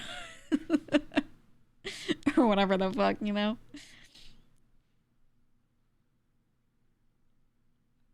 And y'all deal with people who think they can discuss that they're in the right with a mod? We tell them no. I tell the mods they can call me in, because usually the person does not, like, they'll argue with the mod, but they won't argue with me. But I tell the mods, like, look, I added a rule. Okay, I added a rule that is, if a mod tells you something and you're disobeying, it's over for you. You're not allowed to do that. All right, because the mods do things in places where the other mods can see. So if a mod is out of line, another mod will be like, hey, pull back on that. Right? They check and balance each other. It's not like one mod can secretly pull someone aside, right? The mod tickets are all visible by everyone. We have a tool that entirely logs every ticket as well after it's archived. So like we can go back and see if someone handles something wrong, right? And undo it or whatever. So if someone's arguing with a mod, you know, they're pretty much going to be arguing with the whole mod team, right? Like other people are going to be able to chime in and say if that mod is wrong or not. And because... Hello, my cat's here. And because they can check each other, yeah, there's basically no chance that this is wrong. So if some user is arguing, it's just a no. That's why I have the rule there. Like, you can't argue with mod decisions. So if someone starts, like, arguing, the mods can just copy-paste that rule and say, GEEGA said this. Boom. Done. Done. Right? They just get deleted. So, you know, that's it. And if they really don't get it, but it's not like bannable yet, sometimes I'll very rarely, but sometimes I'll just type something in there in that ticket and be like, they said stop, and I endorse them to say whatever they want, shut up, and that's it. You know? But that's how you deal with those people. You just give that kind of rule. Also make it so that all mods can check each other, so that you can be confident in that rule being made. And then that's it. That's it. And you just have to check it over yourself. Like, I look at a lot of the tickets and make sure that it's done in a way that I trust, and there's pretty much never an issue. So, you know. But you gotta be a hard ass with those types of people, you know? Yeah, Stashy. There are people that, like, really are mean to mods, and I just have no... I have no patience. Like, how can you be mean to someone who's volunteering? You know what I mean? Like, and let's say they were getting paid and they're just doing their job. How can you be mean to somebody who's just doing their job, you know? I'd get it if they were like a huge asshole, but we don't have that here. So it's just a no. It's just a no from me. I don't know. What a truly jerk you are. Only two places I remember seeing active in-channel moderation. Hashtag VTubers and the early days of the GTA No Pixel chat. Yeah. Yeah, we pruned the No Pixel chat so that it's filled with people that can mostly discuss something normally. I'm okay with people being very opinionated. You know, if they want to have like a mildly spicy discussion about their opinions, that's fine. As long as they're not shitting on a streamer, you know? As long as it's just character discussion. And we don't really have many issues with that. And then we just got rid of the VTubers chat entirely. We got rid of it. Because people could not. It was like the mods had to just work overtime. They had to check every message in that chat. Because every day there were multiple times that people were bringing up shit that they shouldn't, or they were like saying something that was maybe a little too much about somebody. And it was just, no. It was a no. So I said, hey, get rid of it. I'm taking it away. I don't know, man. It was just a no. I was going to volunteer to become a mod. I have no mod applications open, but if I needed any, I would just open apps. You would know, because I would post about it. But yeah, I'm so glad we don't have that channel anymore. Oh. you want to gossip about VTubers, this whole ass Discord is dedicated to that. That's crazy to me. That's crazy to me that people actually sit there and like gossip about streamers in Discords all day. Like, I can't believe that's a pastime. That's crazy to me. I don't know. How do you have it in you to do anything more than just talk positively about what you like and ignore what you dislike? That's insane.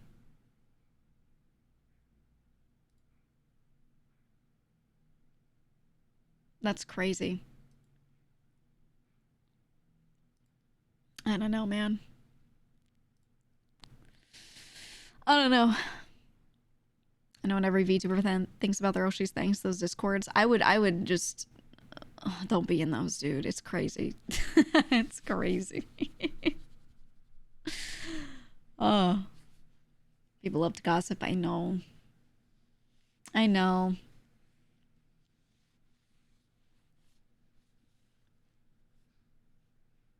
Negative emotions are compelling for them because they're intense emotions. Sad way to live. You know, maybe I don't know how to word this. I was gonna say maybe I don't like that stuff because I'm a happy person.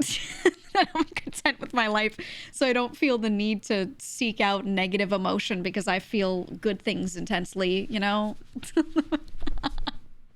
Which that's kind of mean, but like that's genuinely like, I don't know how else to word it. I'm just having a good time, you know?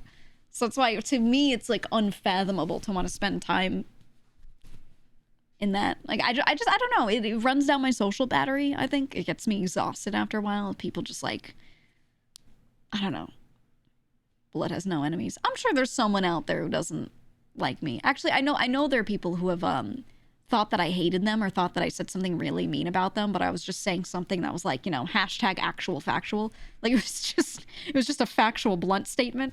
And they were like, ooh, because they don't like people pointing stuff out. But I never say stuff out of like hatred. I'm just like, oh, look at that. Oh, look at that. You know, the noticer. Oh, look at that. But I'm sure there's some people who don't like that. Or I mean, I'm gonna be honest. When sometimes there's a situation that happens, and someone on the back end, like a friend of mine, will ask my opinion on a thing, and I'll be like, oh, I don't think anyone's in the right here. They were all fucking stupid, right? I'll say something like that, and then I'll find out like months later that said person who was in said situation heard that I said that, and then they're like, she hates me, and I'm like, no, I just thought you were stupid for the thing you did. You did a dumb thing. We all do dumb shit. You know what I mean? Like this shit ain't nothing to me, man. But yeah, if you speak bluntly, I think you do definitely have people take you the wrong way sometimes. But I don't know how else to speak other than like bluntly and honestly, if I'm being real with you. I don't really know. So it is what it is. I'm sure I've got like an enemy because someone didn't like that I pointed something at somewhere. I don't even know. I don't know. IDK, man. When action doesn't sum up who you are.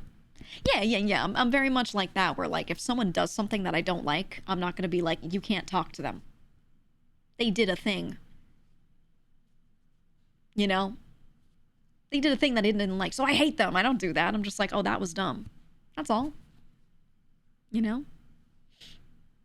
That's just how it is. Speaking bluntly as a woman has that effect. Speaking bluntly as a man comes off completely differently. You know, I wasn't gonna go there, but yes, I'm very much as a woman who speaks really bluntly. Yeah, absolutely. You know, if you're like a lady and you speak really honestly, people are like, what a bitch, you know? Right? Like if you say something about someone, that's just an observation, a pure observation. Not even like something you conjured, you know? They'll be like, I can't believe you said that. But then a dude says it and they're like, I love that he, you know, tells it how it is, right? That's just how it goes, man. But, you know, I've accepted that and I'm just going to keep saying it. And I'm going to keep normalizing it, you know? That's it. I think it's a good thing because then I filter out people that think that way, you know what I mean? So I think it's good. If that makes sense. Like, I accept that there will be some people that will think that way. And that's good. They're gonna hear me speak bluntly and be like, I hate when women speak honestly, and then they will back away on their own, and I don't have to, like, do anything. You know what I mean? But yeah, they vibe check themselves out, so it's good. Yeah, you hear him? Looky, the door is open. You can go out. He's meowing at the door, but it's open. He just has to stick his paw in and crack it open more. Looky, you can figure it out. You are smart. It's crazy because he knows how to open things because he can, like, grab the handle. So he's just complaining. I think he might just want attention. You just sat on me. And I just pet you the whole time. What could you possibly want? If he could phase his body into my body, he would. If he could just occupy the same space as me with all of his matter, he would do it. Is that not from your desk? No, he was behind me. He was like 10 feet behind me against a door, meowing. He's just really loud when he's complaining. He's super loud. He's just like that. He's just like that. Hi, Kazu. Thank you. If he ends his turn in your space, though, he takes 1d4 damage. 1d6. Nucky, if you could phase your body into mine, would you do it? Oh. Would you? Nucky, if your matter could occupy the same space as my matter, would you let it? He did the open mouth and meow, but you can't hear it thing. And they just open their mouth and they go, ah, and air just comes out. Oh yeah. Oh yeah. He's just being a cat. Cat moment. Okay. I want to play Neo 2.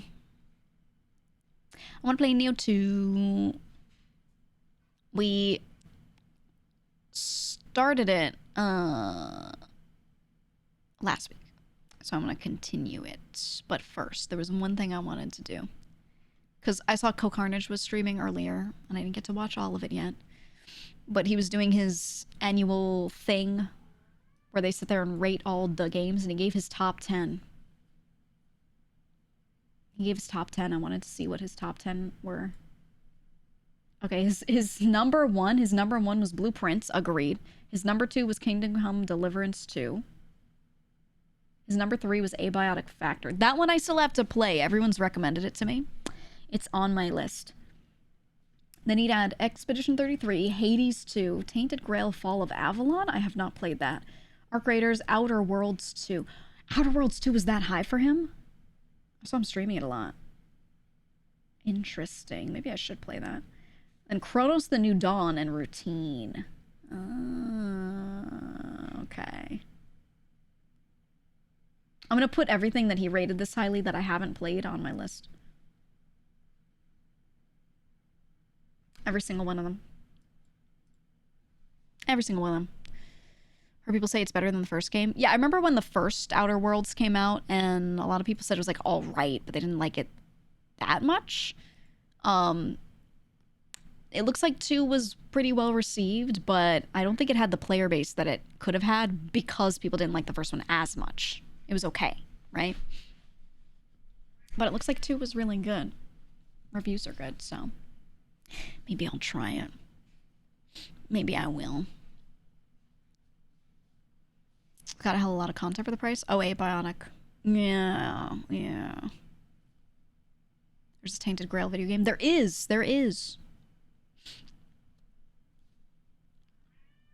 No Mind's Eye.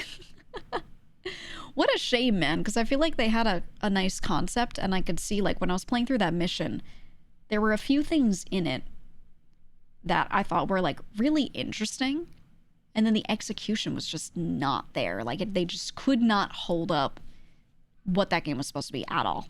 At all. And it looked so beautiful, but it ran like... it ran like they didn't know what optimization was even a little bit. You know, ran like shit. Actually, it ran better for me than other people, though, looking at their streams of it, for whatever reason. So I could stream it. There were some people who couldn't even stream it, and they had better PCs than me. So I guess it was just, like, specifics.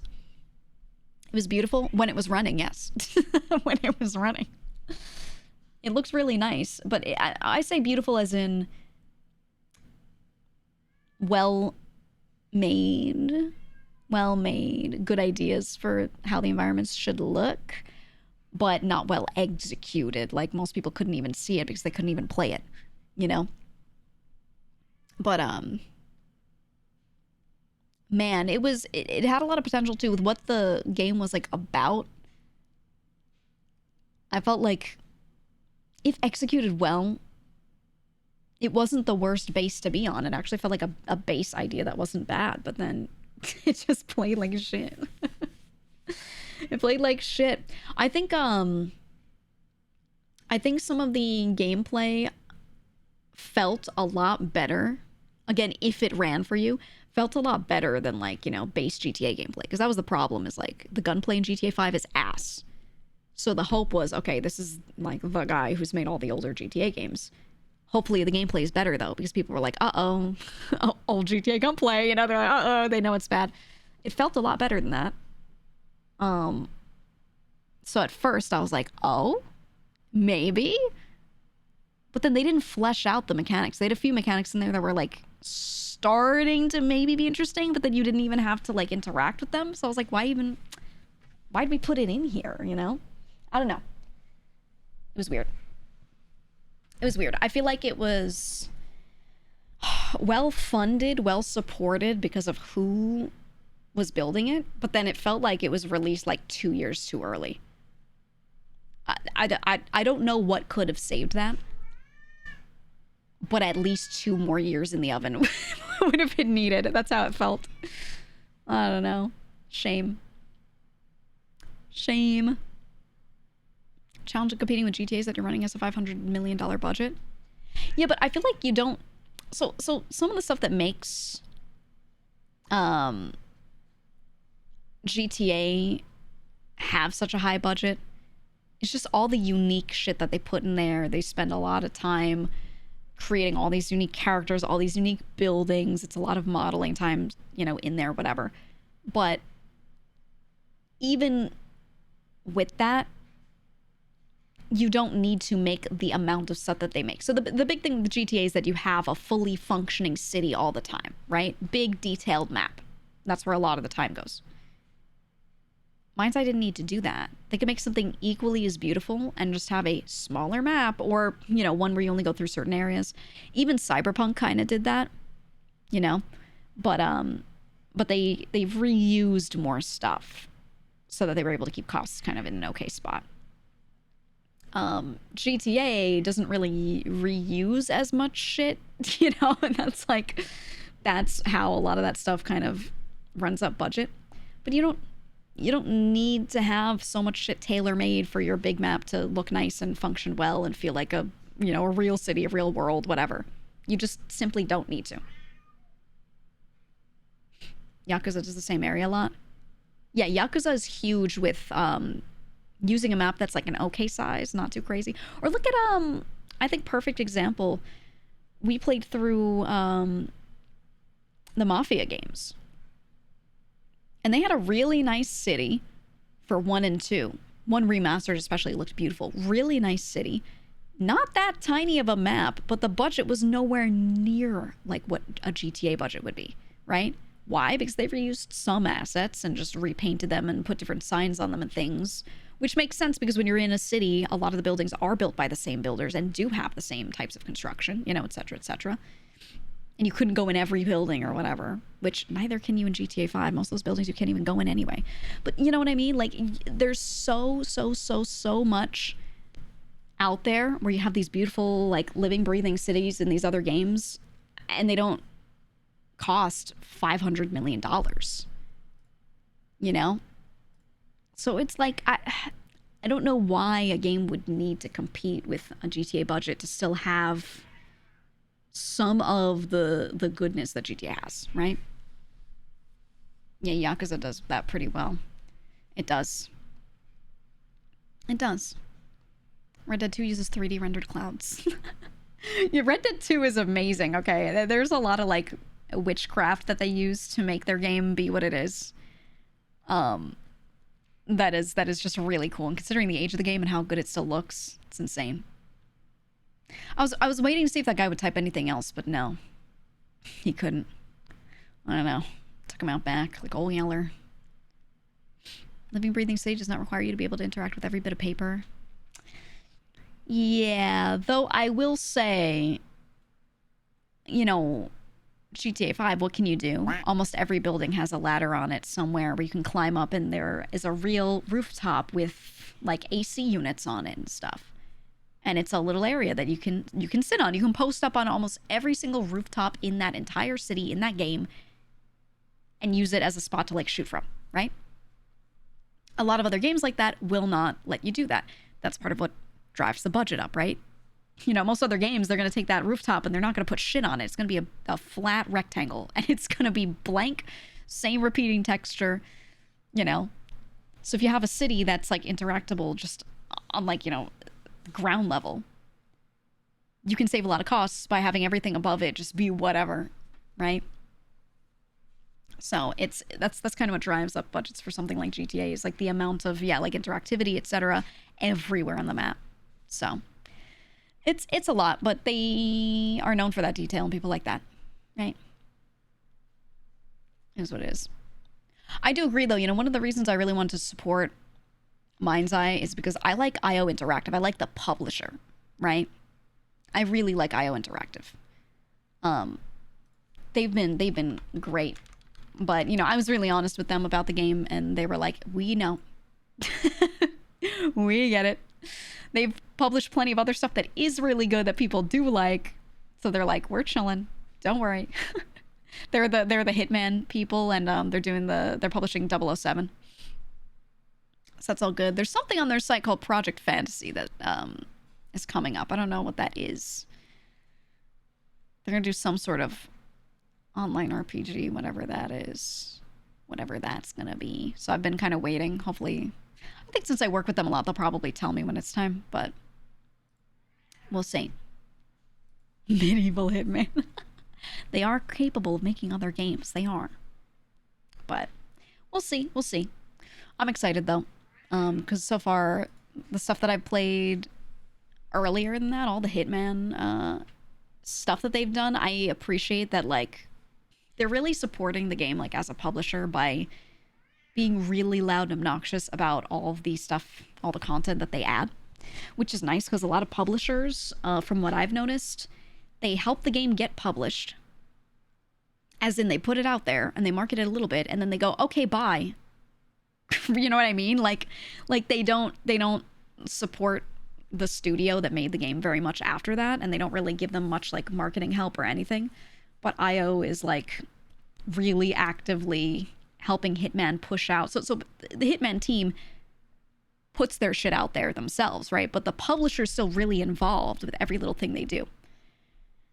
Which I enjoy, because, you know, a lot of smaller publishers are like that. This is why I like New Blood, right?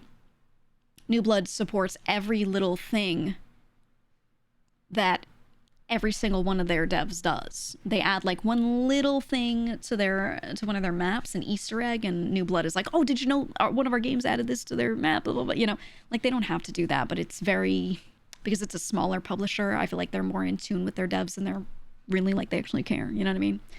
So, yeah, that's why I like working with publishers that have like fewer games on their roster, especially in a personal way. You know, it's nice. So I like IO. I like New Blood. I like Raw Fury is another one. They have a good roster, but they are very personally involved with the devs, which is nice. Dusk Dungeon Crawler coming out, by the way. Yes, I know. That's the thing too, is the publisher supports the game so heavily that they're able to make these other projects kind of off of it, these offshoots, to support themselves, because the publisher is helping them still, right? Because it's all about your marketing. So, yeah. That's why I like working with these game publishers that are smaller, especially. A lot of the bigger ones are still okay. There's nothing wrong with them. But they just don't have the time to be that level of involved. I think the only one that's big, quote unquote, like has a big roster of games published that still is very involved with their devs is Devolver. And Devolver, like, doesn't do as much as the others, but that's simply because they have a billion games that they publish. but considering they have a huge roster, they do a lot. You know what I mean? Like, I don't think they give me this air of like not caring. I think they do. So I find a lot of the indie publishers have been really, really nice to work with for that. You know? So they've been cool. Hi, Nuki. They've been cool. Celebrity cameo hitman events, reskinning stuff from the story mode in clever ways is a great way to trim the fat. Yeah, because, you know, when people really like a game, they just want more of the same game. You don't necessarily have to make a new second project.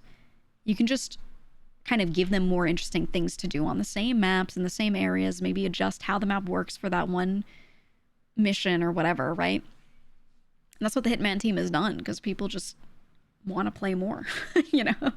Even me, sometimes I open World of Assassination and I'm like, I miss this game, and I just open it and play it. Thank God they have events, because otherwise I'd be replaying the same missions exactly the same over and over. So, did you see they have a Lenny Kravitz thing? Let me see, hold on. Hitman, World of Assassination. They also had Slim Shady. They had a Slim Shady assassination event. That shit has been so funny. It is so funny. Holy, wait, hold on, let me check something. It's 90% off. You can get World of Assassination, the whole thing. Instead of $70, you can get it for $28. You can get part 1 just for $3. Holy. The deluxe pack bundle, $21. That's for all the access pass, all the extra shit. Full deluxe edition is $45 instead of $100, because that's the one that includes like years and years worth of DLC and then all the extra packs and stuff. That is crazy. That is actually insane.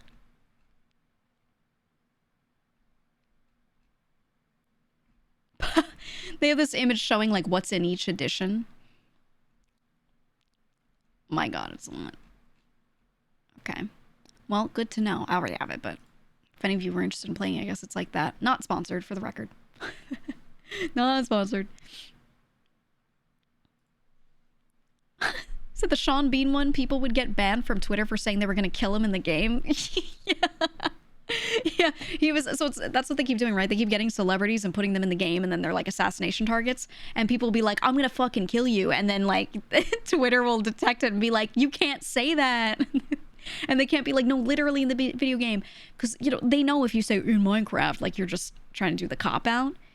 So they think it's that, not realizing it's an actual in-game mission, right? It's like. It's an actual thing, man. But no, people were getting smacked down for it. That shit was funny. That was so funny. Yeah, Lenny Kravitz is gonna be in the Bond game as the main guy. The main guy. And then right now I think is the Slim Shady one. Yeah, it was December 1st they released that. Pretty good, pretty good. I need to do that one still, actually. I haven't done the Slim Shady mission. I did the one before it.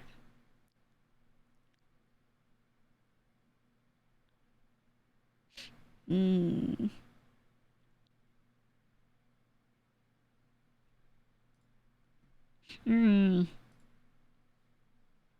said so glad you can be down bad for Lenny Kravitz in one more medium. Girls love him. So you're disappointed by this year's Epic Games free Christmas list? Really want a Slime Rancher 2 for free? Games that tend to sell well many years after being released are, by and large, cozy games. They're never going to make stuff like that free. Never. Never, ever. And it's just one of those things that is like, they just won't do it. They just won't do it. Because they know someone somewhere 3 years after Slime Rancher 2 comes out is going to be like, you know, I need something to unwind. And they're going to pay full price for it. So they just won't. Yeah, Pokemon games don't go on sale. But that's also because they're just huge. Huge. I wonder why cozy games have longer shelf life. I think people put more hours into them in general. I think cozy, relaxing stuff, people are more likely to actually play full hours of. Same thing with anything logistics wise, like simulators, games like Factorio and stuff like that.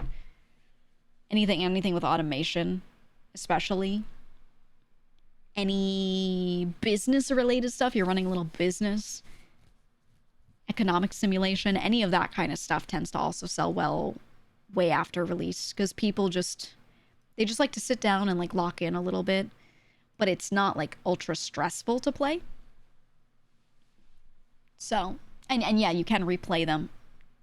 Absolutely. So people will go back and see something that is like 8 years old, but is well rated and very cozy, very relaxing, whatever, very soothing for the brain, and then they'll buy it. They'll just buy it because it's, it makes sense. It just works. Animal Crossing with more logistics would go hard. Yeah, I think Animal Crossing hits the ultra relaxing vibe. I don't know. Animal Crossing is good. I could think of things they could add, but I also don't want it to become Stardew, So like they added some farming and some cooking in one of their later updates, which I thought was really nice. But it doesn't really do much because you don't really have a hunger meter. You don't really have much of anything. You just give it as like gifts to your villagers, but they already like you by that point, because you probably already played for so long. So, I don't know. I feel like it was cool for them to add, but it's not that big of a deal. I don't know. I think what they should do is they should let you, in a future Animal Crossing, do mechanics like that, where you make things, and then open a flea market. So you can, like, sit there at a certain, do it for an hour every day or 30 minutes or whatever it is. Sit down and have a flea market where you open a little stand somewhere and random villagers that aren't part of your village come by and buy shit. And you can, like, interact and talk. I think that's the sort of stuff that they should do. If they're going to add more, more little mechanics like that. I think that's what they need. Nara needs help. Well, if she needs me, they can always DM me. You typing that ain't going to do anything. I feel like Animal Crossing needs more NPC interaction farm sim stuff. Yeah, I think that's what people didn't like. I think that's what people didn't like about the latest one, was like all the lines were, so Animal Crossing has 4 personality types for each gender of character, right?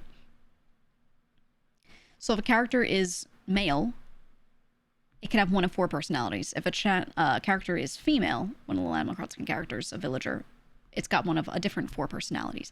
And that's it. And almost none of the characters had unique lines. For the standard villagers, none of them had unique lines. It was only lines based off of the personality they were given. So if you had 2 villagers in your town who had the same personality type, you had like 2 peppy ones or whatever it is, right? They would all say the exact same stuff, and it just made it feel incredibly soulless, right?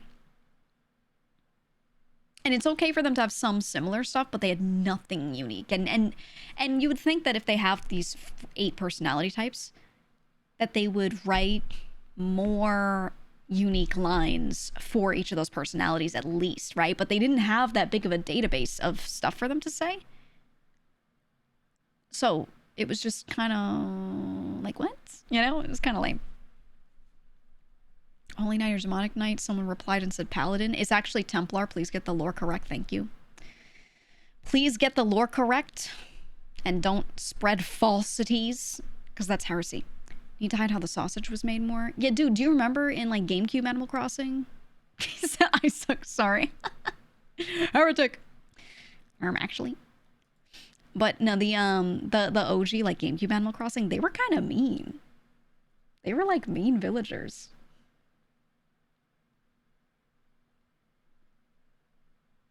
I want. Did they add OG Animal Crossing to the Switch Online shit? GEEGA isn't gonna lay her hands on anyone. True. I would never be a paladin. Then you have to use lay on hands. It's just not okay. It's just not okay. Let me see. Animal Crossing GameCube Switch. I don't think they put it on there. If they added it, I would play it on stream, straight up. I would. Oh, it's just people being speculative.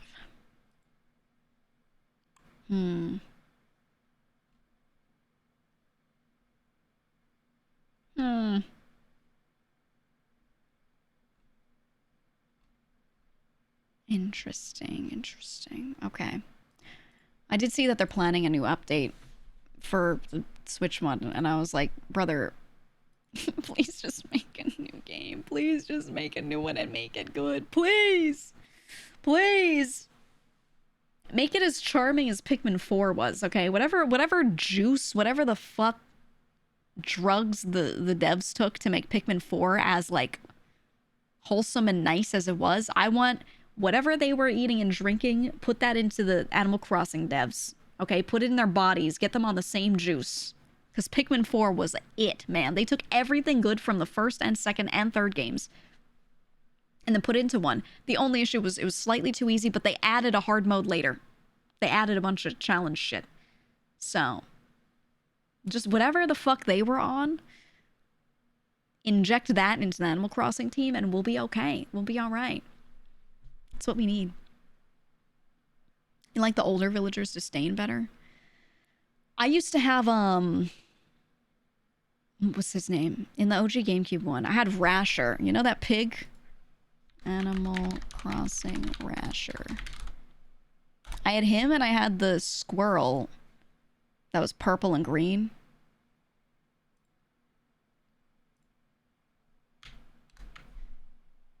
Oh yeah, here's this little card.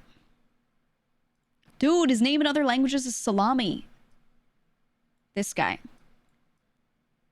He didn't always have his teeth out. That was just how he smiled. Pretty creepy looking. He had like a smug, wide mouth smile. And when you go in his house, it was just like tile floor. It looked like our male living space, you know what I mean? And he was fucking mean. He was pretty fucking mean. I had him and I had, what's his name? I had a really mean squirrel, the purple one. And he was also permanently smug-faced.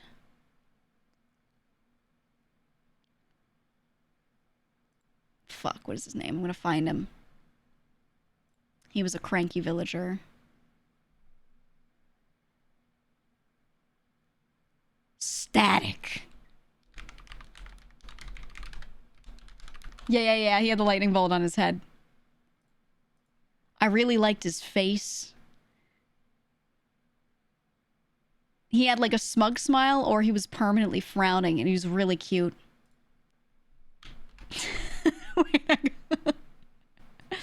I found a PNG of him and as I look at him, I'm like, oh, it's so much worse than I thought. He was permanently smug. Look at him. He looked like this. He wore this fuck-ass jacket and he had like the crazy eyebrows, dude. This guy was so cool. He was so cool, man. And he would either look like this or he'd be frowning with those eyebrows, dude. Dude, he was cool as hell. He looks pretty good in the new one. I should get him. You want to see him? I'm a big fan of this guy. I'm a big fan. His jacket does fuck. Look at him. Look at that. He's great, dude. He's amazing. He's amazing. I need, I should add him. I don't even know who I have. I have Marshall. He does look zooted in this one. I've got Marshall. He's my best in-game friend.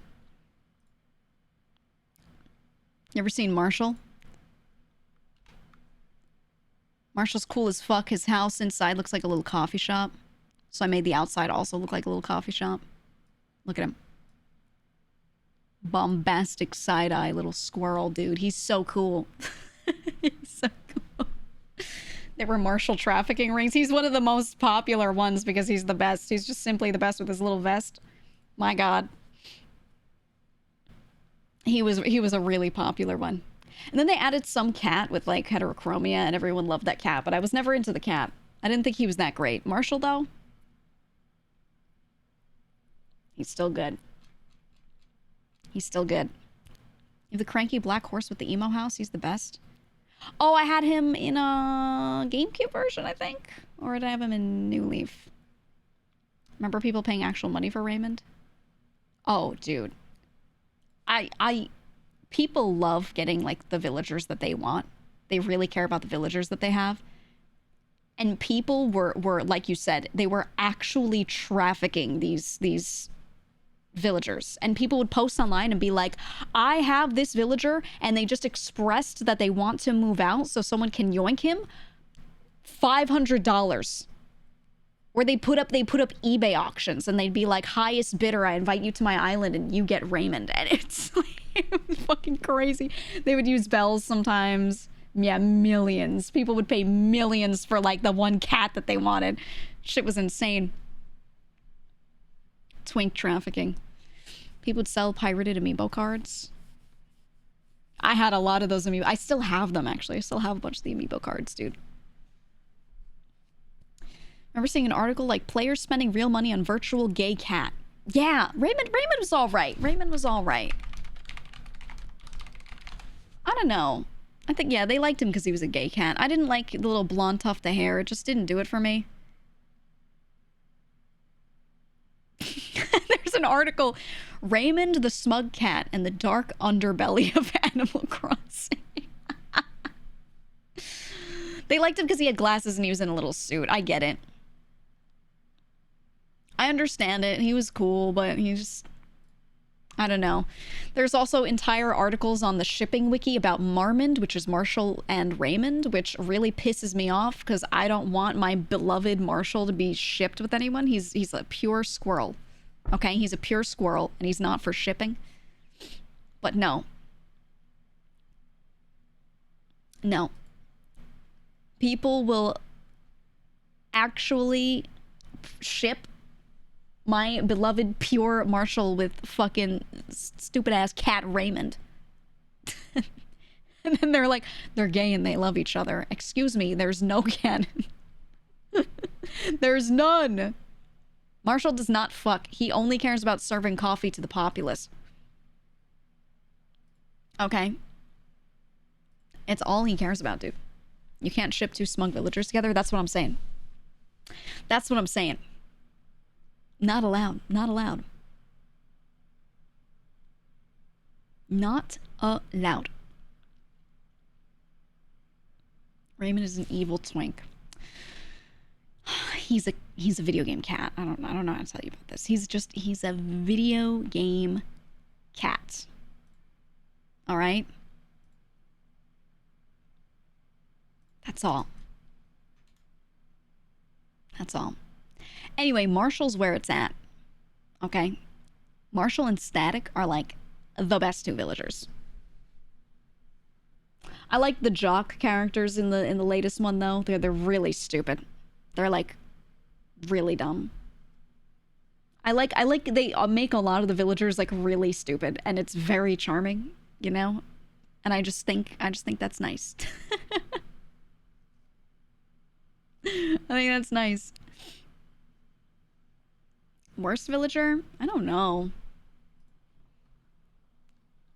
Animal Crossing, all villagers. Let me see.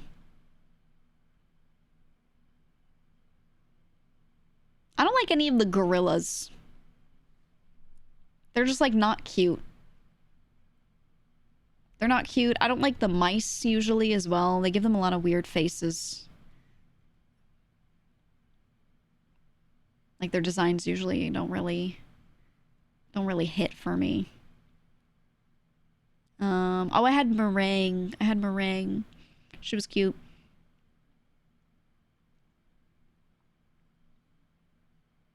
Oh, there's one that's terrible. It's Beardo. He's a bear with a mustache, and they give him like mutton chops. And there's a peppy mouse named Bella. Don't like her. Her face scares me. There are a lot that kind of suck. What was there was one that I got really early. And I was like, I need this guy fucking deleted from existence. I need him off my island. Who was it?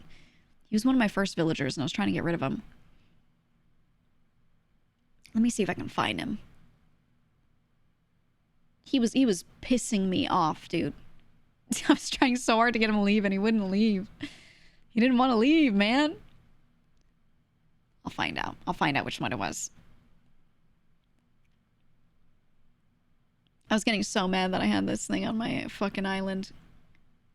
He was ugly, and he placed his house, like, I had just built a bridge to this little area, and then he moved in the next day, and he moved in right in front of the bridge, so you, like, couldn't even see it properly, and I was like, what is your fucking problem, man? I was so mad. I hated this villager so much. Not only did I not like the villager, but he actually moved into the worst spot. I was building a little path to, and I was like, yeah, this is where my bridge will go. I will build a path to it, and then his house was placed right there. Hated him. Oh my god, it was Hans.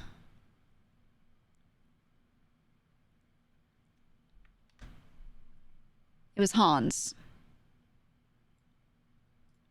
He was a gorilla. Look at him. It was this fucking guy. It was this guy. Okay, he moved in and blocked my shit. And I was like, what is your fucking problem? Why is he blue? I don't know. I don't know, man. I hated him so much. I was so mad that he just existed. I don't know. I always wanted that jock pig named Kevin. Always wanted him. Never got him. Because he's a Yeti. Oh, that's right. That's his theme. Well, don't care. He sucks. He sucks. I also like, oh, I have Filbert. I think I just really like the squirrels. I have Filbert. Filbert is just, like, peak. Little blue squirrel. He's great. Filbert's up there in S tier. I have Marina, the octopus. She's a pink octopus. I don't really like pink, but I like her. I have Marina and Meringue, and I have them living next to each other on the beach because they're just good friends. Now I have them living there because they're both pink. So I made like a little place to segregate them because I don't like the color pink, but I think they're nice, so I still let them on the island. On my terms, of course.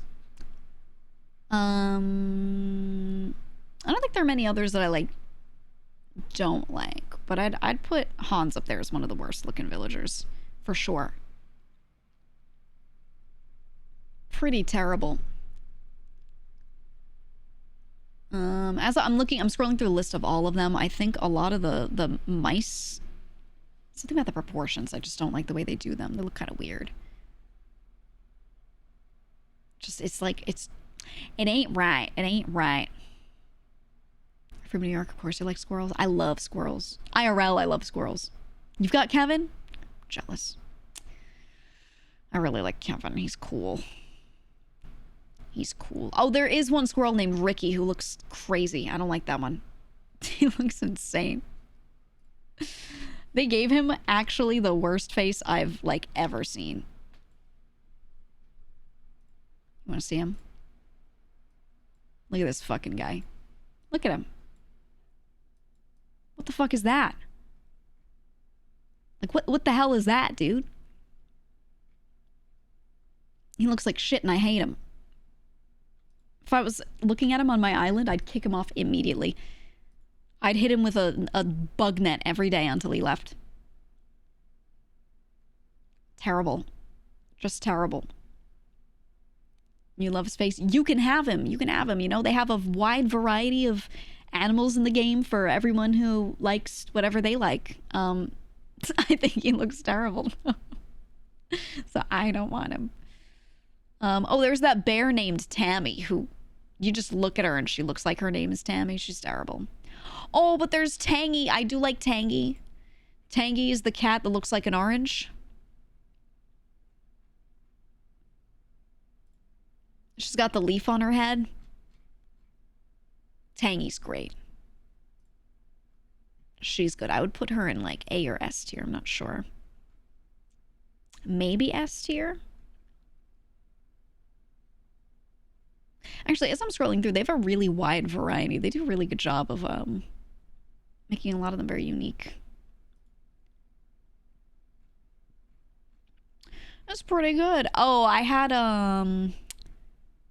Zucker, the takoyaki octopus, the one that just looks like he just has a takoyaki head. I like him. I like him. He's cute. I had him in the most recent one. He's pretty good. He's pretty good. You look like a Tammy, such a cutting phrase. But she does. Like, they named her perfectly. Absolutely perfectly. Your mom has him.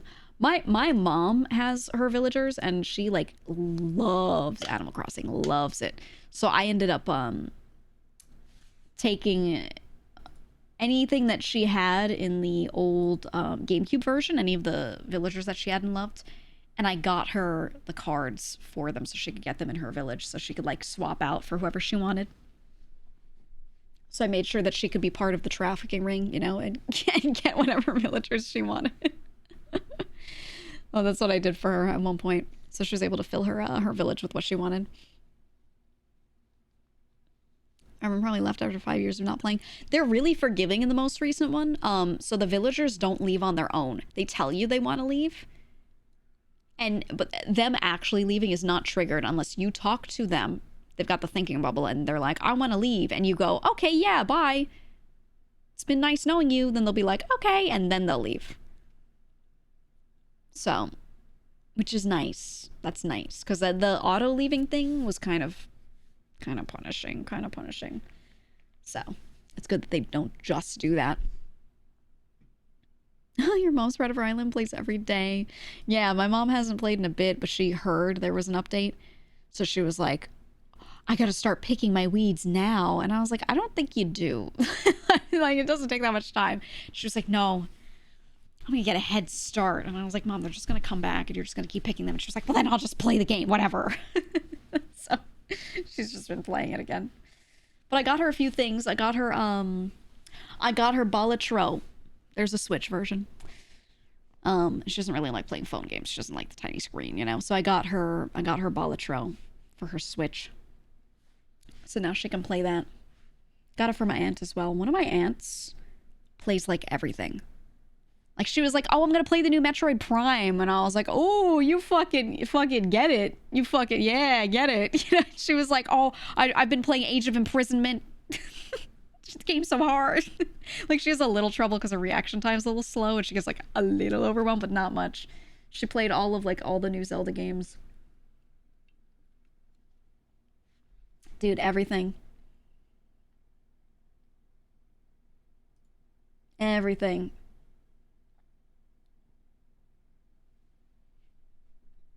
Oh, your mom likes Balatro, but the cards were too small for her to see, so she gave it up. No. Well, that's why I got the Switch version. Because I figure she can put it on the TV. Just in case any of the reading's a little, you know, a little tough. Her eyesight isn't the worst, though, so I don't think, like, my mom needs it, but I figured it would help. But I think the phone version is good, but yeah, it's pretty small. Same with, like, Slay the Spire, games like that. They put them on mobile.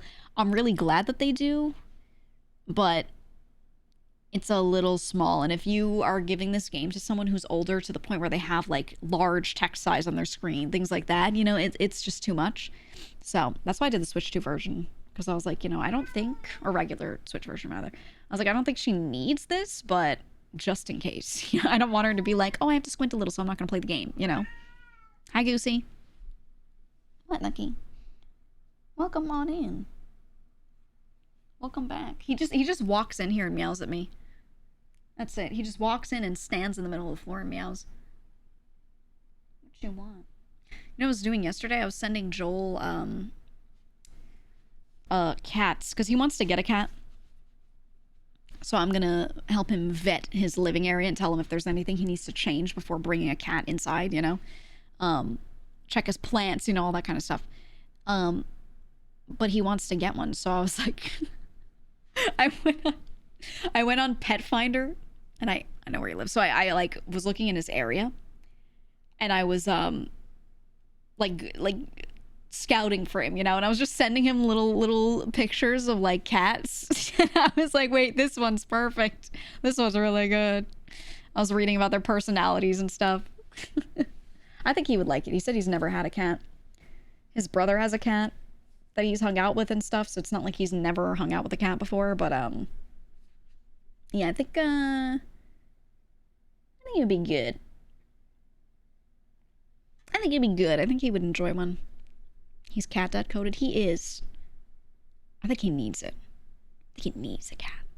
He doesn't just want a cat, he needs a cat. You should get him those fuck ass cat in his area. There was one, oh my god, it was so cute. The profile picture for this cat was perfect. So on like Pet Finder, for example, which is where a lot of fosters and stuff will like list the cats that they've currently got. They have, you know, you put up your profile picture of them, so when people are scrolling, they see it, and then when you click in, you have a full profile and you can see more pictures. So picking that main one is important, especially if you have a cat who's an adult and harder to adopt out. You need people to look at it and feel like, oh, I love this cat, because usually people go for kittens because kittens are like extra cute in pictures and whatever, right? Very nice, Nook. So I found one, and the picture of the cat was it sitting on a couch. But you know, sometimes cats, like, they put their head straight down. They curl in like a shrimp, you know? And they're sitting like loafing, looking straight ahead, and then they just turn their head down and put the top of their head, boom, like forehead on the couch. And they've just become like a circle. It was like that. And it was like the greatest picture ever. So where its head should be, you just see the back of its neck, because it's just looking all the way down, tucking its face into its own neck. And I was like, this cat's incredible. Let me see if I can find a picture of a different... I don't want to show the actual one. See if I can find a picture of the cat, or a cat doing the same thing. Oh, here's a picture of someone else's cat entirely. But this was the pose the cat was doing in its profile picture. It was like this. It was like asleep with its head straight down, tucked in on its own feet. And I was like, oh, you need this one. It wasn't even an old cat. It was like a 2-year-old adult, you know, but it's like not a tiny kitten, so it's hard to adopt them out. So you have to be really careful with picking like a good profile picture so people will want it. Worked on me. But yeah, the one I showed him was a cat looking like that. Sleeping like head planted. It was so good. It was so good. He needs it. I will find him a cat. He's very like stressed about finding the right one. Not like ultra stressed, but he's just like, I need to Lucky, can you move? He's like, I need to see a lot of cats. I need to hang out with different ones and see like, you know, what they're like. But I know what's gonna happen. If he goes to a shelter or goes to like a little, you know, adoption center or something and checks out some cats, what always happens is you pet a couple and one is like nice to you, and then you're like, I have to save it. And you know what I mean? Like, people always think there's gonna be this big search, but they meet like one nice cat and they're like, holy fuck, I need it. You know? Yeah, one will bunt him and it'll be like, oh my god. So I was just finding spots he could go to like meet cats, and guaranteed he'll meet one and be like, I like that one. No pet stores, no pet stores. Unless, I will say, PetSmart, A lot of people think, oh, pet store, but the cat cages that they have, they often have cats that they're showing in PetSmart. Those are all from a local rescue, a local ASPCA, a local foster group, you know, whatever it is. PetSmart is always showing cats. They're not selling those cats for profit, ever. They give that space for free to those agencies to use. They have volunteers come in, clean out the cages, put cats in there, show them, cycle them back into foster homes. So they're only spending like, you know, a weekend or a week in there or something. And those cats, you go through the adoption agency. And PetSmart is just giving them the space to show them, you know? So PetSmart, while some of their other things like the hamsters and birds they have and stuff, yeah, it's kind of like pet store. The cat section in the back where they have some cages in most PetSmarts, those are always local groups that they're partnered with and shelters and things. So it's really nice. It's really nice. So if you are looking for a cat and you don't want to go do anything like difficult to get one, you just want to see some and shelters overwhelm you, just go to PetSmart. And they will have like little signs hanging up being like, hello, my name is Chip, you know, and I'm this years old, blah, blah, blah. And then they'll be like, email here to get an application for me. And then usually the application fees are like 100 or 200, or the adoption fees are like that, which just covers like their low cost spay and neuter that the agency probably did. Oftentimes these agencies and rescues lose money on the cat, so you're not even like paying their costs anyway. And there you go. There you go.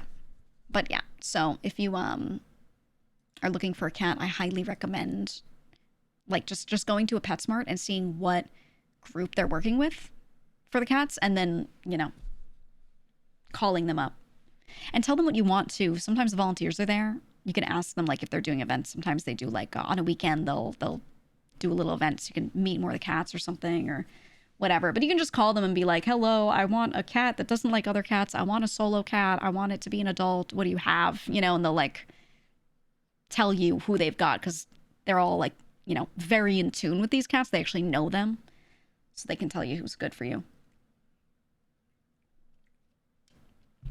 But yeah, highly recommend it. You don't go into PetSmart because you already have cats. It makes you want more. I understand. Anytime I'm in a place like that has like cats, you know, whether it's a different business. There are a lot of places like that in the city that have little things, or there are cat cafes. Holy shit. I cannot walk past a cat cafe and not just like stare into the windows and like make eye contact with them. Oh, I love them. I love them. And they're usually adoptable. Sometimes they have permanent residents there, but usually cat cafes are showing cats from local rescues as well. So, you know, they'll be like, oh, if you're interested in taking one home, these ones are adoptable. And they'll usually have a thing on the wall about it. That makes it really tough, because then you go in and you spend like an hour with them. How do you not, you know, how do you not adopt them? It's rough. You've been to Turkey? I haven't been to Turkey, but I'm aware of like the culture of just people being really good to all the cats that are outdoors. Yeah, there's a fuck ton. Absolute fuck ton. Yeah, you said the local agencies are in it for the love of the cats. Yeah, very much so. Very much so. I wonder if cats get used to cat life, or if cats used to cat cafe life get lonely in a house with just one or two people. No, often they like it because they can be a little more independent. There are some cats that love other cats and want playmates, you know, and they'll usually tell you if you're applying to adopt one. They'll say this cat has to be adopted with another cat or into a home that already has pets because they need that, right? When you work with groups that foster, especially, or that are like, you know, very involved, like it's a full rescue, they're usually really, really, really adamant about they have certain conditions that must be met by the adopter. So when you apply for a cat, they ask you a lot of questions about your household and, you know, can you provide for the cat, etc., right? But they ask about existing pets and things. And if you are applying for a cat that you're trying to take home alone, but they know this cat should be with other cats, they'll tell you no. And they'll be like, you can't have this one solo. But if you want to take another with it to be in the same home, then we will let you, you know? Usually siblings have to be adopted together. They don't have to. When they're very young, they tend to act like bonded pairs usually, or bonded groups, because they're kittens. But as they get past a certain age, you see whether or not they are fully bonded like that, or if they don't really care about each other much, right? Like when I had Nucky and his brother, a long time ago, when I first got him, I had one of his siblings. They were very, very, very close as kittens, but once they were past like 8 months, they no longer cared about each other like that. They still liked each other, they still hung out, whatever, but they didn't like sleep on each other at all. They just hung out with their people. Nucky hung out with me, and his brother hung out with one of my brothers, and that was it. So I just took him when I moved. I was like not concerned about separating them. I got another cat so that he had a cat at home, but it didn't have to be that cat. You know what I mean? But that was not something I would have known until he was that age. You know, because they just, when they're like little kittens, they just act like that no matter what. You know, it's best to not like separate them if you can avoid it when they're little. Which is why I hate when people just solo adopt little kittens. I'm like, man, I know it's cute, but you know, if it has siblings around it, like just try to adopt too. Just try, you know, or wait and adopt a kitten that is like maybe young, but it's past that point of like needing to be glued to other cats, you know, because they kind of, once they're of age where they can start mating, they kind of like lose that need to be with their family, right? Now they're out there independent. They can just go and like be a normal ass cat. They're like an older teenager, you know? So if you have a cat that's past like 8 months, it kind of grows out of that usually. Same. Once old enough to mate, I no longer care about the people.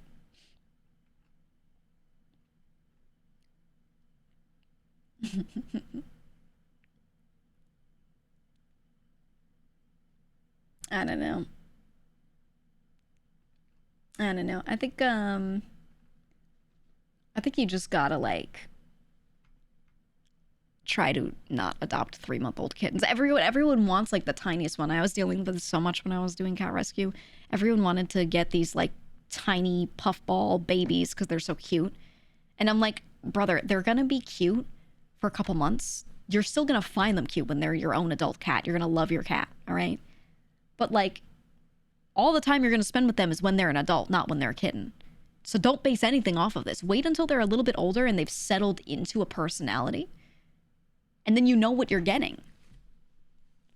You know, you can adopt a tiny kitten if you find it, whatever. But there's so many cats that get overlooked that aren't even old, but they're not like, you know, they're not 3 months old. So people are like, oh, it's not a real kitten. That's crazy. And they think there's some difference in bonding when you get them when they're really young, which is just entirely not true. Literally untrue. You can adopt an adult cat. It will take slightly longer, but it will get bonded to you like crazy. You know, it just, like, it's just not true, man. Oh, so my cat was a member of CDS. She used to live at a cafe behind the clinic during COVID lockdowns. There was a huge snowstorm, so I took her in one day. Carried her in a random cardboard box. Shouldn't even bother trying to jump. Yeah. Especially when it's cold out, when conditions are bad. If they're just like a sweet cat and used to people, they'll just go right in. Cats like that should not be left outside. I'll see people be like, oh, they're feral. No, they're not. Feral means if you put them inside, they're going to destroy your flooring and they're going to, you know, like scratch at under the door until their little paws bleed. Okay, that's what a feral cat would do if it's trying to get out, and it would scream at you. You ever heard a cat scream? Not just meow and go like, wow. You ever heard a cat scream, like banshee scream? It's horrifying. You don't see it very often. A cat has to be like in full primal fear mode. But you know, working in cat rescue, you deal with like a legit feral cats. If a cat is truly feral, it's going to banshee scream at you, try to kill you when you try to pick it up.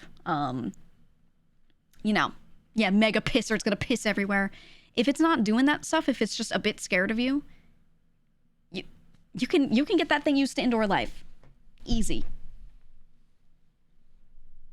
Feral cats don't meow at humans. Yeah, exactly. If it meows at you at all, even if it doesn't like being touched, if it meows at you, there's a good chance you can get that shit in a home, get it used to it. Just takes a little time, you know. Some of them are a little spicy, you know, a little spicy, but you can get them out of that. It's doable.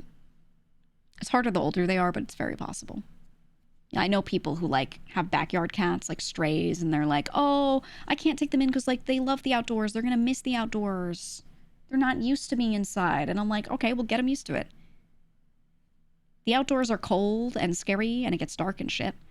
The inside is warm and they can get as fat as they want. They're gonna love it, okay? Because they're so food motivated. So the moment they're like, oh, this is where I get fed, they're gonna love it, you know? So I promise people, I've taken cats that are like, they absolutely seem like they would hate being indoors, and I've turned them into cats that just like want nothing but to be inside. You know? Cats easier to train than dogs. Yeah, it's just different. Cats are not as smart as dogs. They're really smart in certain areas, but they don't understand speech as much. They can know some words. They know some words, but they know fewer words. They have a smaller word bank, memory, capacity than a dog does. So the number of unique words you can teach them is lower. And the way they learn is simpler. A really good example is dogs can make certain connections. Like if you point, a dog will follow the trace of where your finger's pointing at and look at the thing you're pointing at if you teach it what pointing is. With a cat, if you point, it will look at the tip of your finger because you're holding out your finger. You know what I mean? Like it's a simpler way of thinking about a lot of stuff. So that's like one example of how differently they think, for example, and how they perceive the world. A really important thing with them is with a dog, when it's done something bad, let's say you have a puppy and you don't cage it, right? You just leave it at home, out and about. It tears something up, and then you come home and you pick up the thing that it tore up and you're like, what is this? The dog is going to be like, oh shit. And it gives you the like submissive look, and it's able to understand that thing I tore up 3 hours ago, this person's pissed about it. So you can reprimand them for something they did hours ago, right? With a cat, if a cat tore something up 3 hours ago and you come home and you find it and you come to the cat and you're like, what is this? The cat has no idea what you're talking about. The cat doesn't really quite get it. Some of them can kind of maybe sort of get something, maybe, but usually not. So the cat just thinks you're being mean to it just 'cause, right? It just does not, you cannot train it like that. Even if it does kind of get some of it, it doesn't understand your anger being related to the action that it did, because the action is done and behind it, So what you have to do is when you're training a cat, you can only train them in the moment. So if they're actively tearing something up and you're like, and you make a loud noise, you clap, whatever you need to do to like disrupt them, to simulate them getting hissed at by a parent cat, basically, that's when they can learn, So like if you don't catch them in the act, you kind of can't do much about it. So that's the harder part about like training up a cat. You have to be very thoughtful and purposeful, and you have to keep on them a little bit. But yeah, clicker training is really good with cats. They understand that because the noise association works really well for them. So yeah. But cats get into really strong habits and patterns, as do dogs. So I find that they're not even that hard to train as long as you keep on top of them. They build habits really quickly. Like Wolfie, he's dumb as a stump, okay? He's got nothing behind those eyes. Nothing but air. But that's okay. We get him into little patterns. He develops patterns on his own. If I just do one nice thing for him 2 times in a row in the same spot, he's like, this spot is great now. So something I do, if I'm cooking, let's say I'm boiling water or I put something in the oven, there's downtime, right? You start something on the stove or in the oven, and then you just like have to sit there for a little bit. He would come up to me in the kitchen while I'd have something going in the oven or on the stove. Hi, Lucky. Do you want to come here and sit on me? You look like you do. You look like you do. Come here. He's getting on my lap. But what happens is, let's say I'm boiling water in a pot and I'm just waiting for it to boil. If I turn on the stove, he hears that sound and he comes running over. He comes sprinting, and then he stands on, I have this little like foam mat in front of the stove. He stands on it and looks at me. And then what happens is if I sit down on that mat, he immediately climbs on my lap and he starts purring instantly, incredibly loud. It's just like, he's decided, okay, he's figured out that if he like sits there, I will sit down and he gets to sit on me and have a great time. And it's just a habit that he's built up. And now if I turn on the stove or the oven, he comes sprinting and he expects me to sit with him. It's just sit time, right? And I never like taught him this on purpose. He just does it because I did it twice. And now he's like, okay, well, this is the thing now. So cats respond insanely well to positive reinforcement, like insanely well. Because what do they want? They want what they want. They have a couple of simple wants, and it depends on the cat, but most of them want food, obviously. Some are less food motivated than others. And if they want to be pet in that moment, great. This is a training opportunity. So if your cat is like acting like they want to be pet, and you wish they like went to this one room more often, if you're like, oh, I wish they slept on my bed more or something like that, right? Like they don't really like to sleep on your bed. What you do is when they're in that mood, just pick them up and bring them to your bed, put them on it and pet them on it. Right?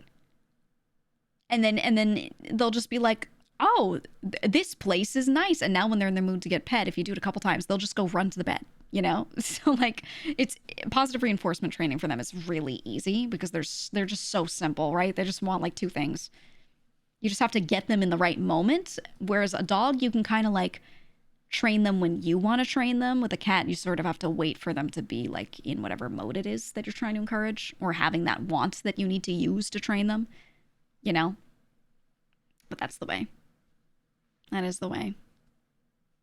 Found out about toxoplasmosis from a random TikTok, and I've been in shock since. I always tell Mouse, I'm like, I've said to her before, I'm like, I could, you know, visit you if I quarantine. It'd be so easy. But I gotta make sure I like don't kiss my cats for a week or 2 weeks because I am like 90% toxoplasmosis. I always tell her, I'm like, I'm definitely made of toxoplasmosis because all I do is kiss my cats. I've got to be just made of it. You know, they say like a certain percentage of your body is just like bacterium and stuff. I'm sure I'm 50% toxoplasmosis. Unironically. Oh my god. So as soon as Riku sees that we cut on the TV and put on a case of VOD, our cat Riku runs and snuggles next to us so she can watch. Oh, yes. What Nucky does is if I'm on the couch, he gets on the couch and he stares at me until I like sit in a certain position, and then he'll come up that extra like couple of steps and sit in the way he likes to sit. He like gets up there and he looks at me, and if I don't like move into the position, he meows until I do. She wants a cat so bad. Yeah, I think a cat would probably infect her with something. You know, just natural bacterium and things that they have that as a pet owner your body can usually handle. I think she would just like get that shit, you know? A dog might be easier, but I wonder if she could have like a hairless cat. Probably not. Probably not.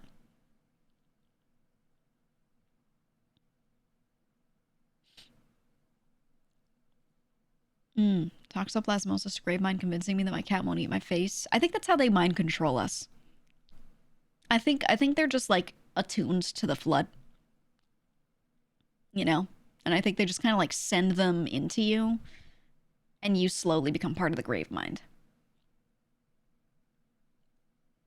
Your friend had a hairless and it was not hyperallergenic? No, they're not, because people are allergic to their spit. Not their fur. Greetings and salutations, fellow humans. Yeah. I am totally not a cat thrall being controlled by toxoplasmosis. Right. Why don't you come closer for me to sneeze on you? Achoo. Is this why Wolfie tries to sneeze in my mouth every morning? Maybe this is it.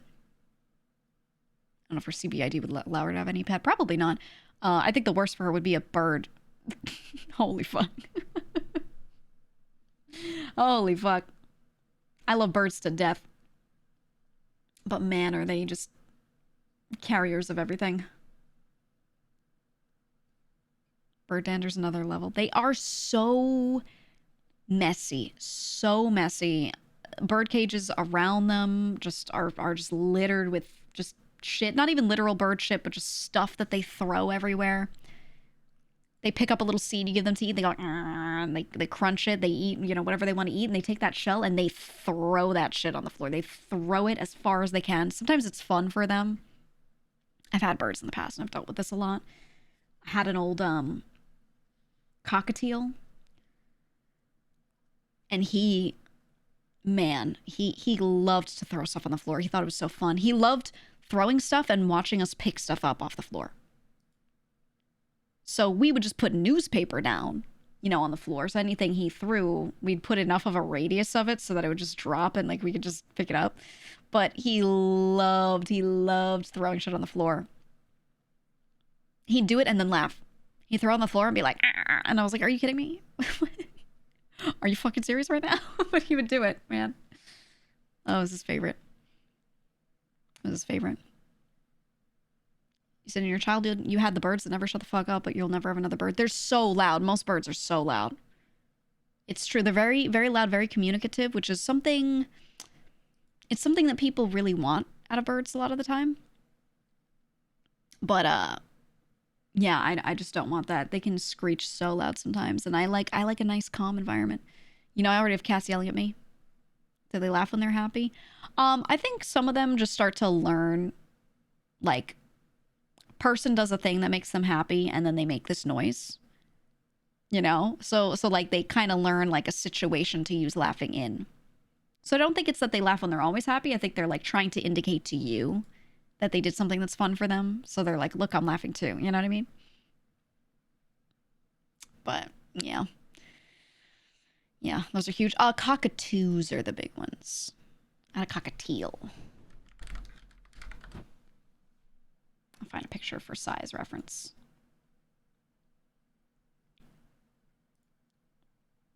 Let me get cockatiel scale.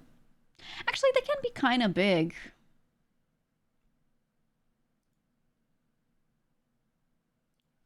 Mine was pretty big, actually.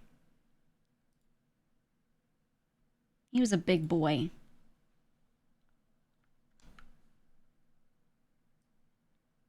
I mean, the cockatiel is a cockatoo, but he's just small. Smaller. There are ones that can be pretty big. They can be human head sized. Yeah, here's like a lot of them are small like this. You see this one on this hand? A lot of them are like that. Mine was definitely bigger than this. But there's some, you know, actually, yeah, now that I think about it, there's some that are pretty huge.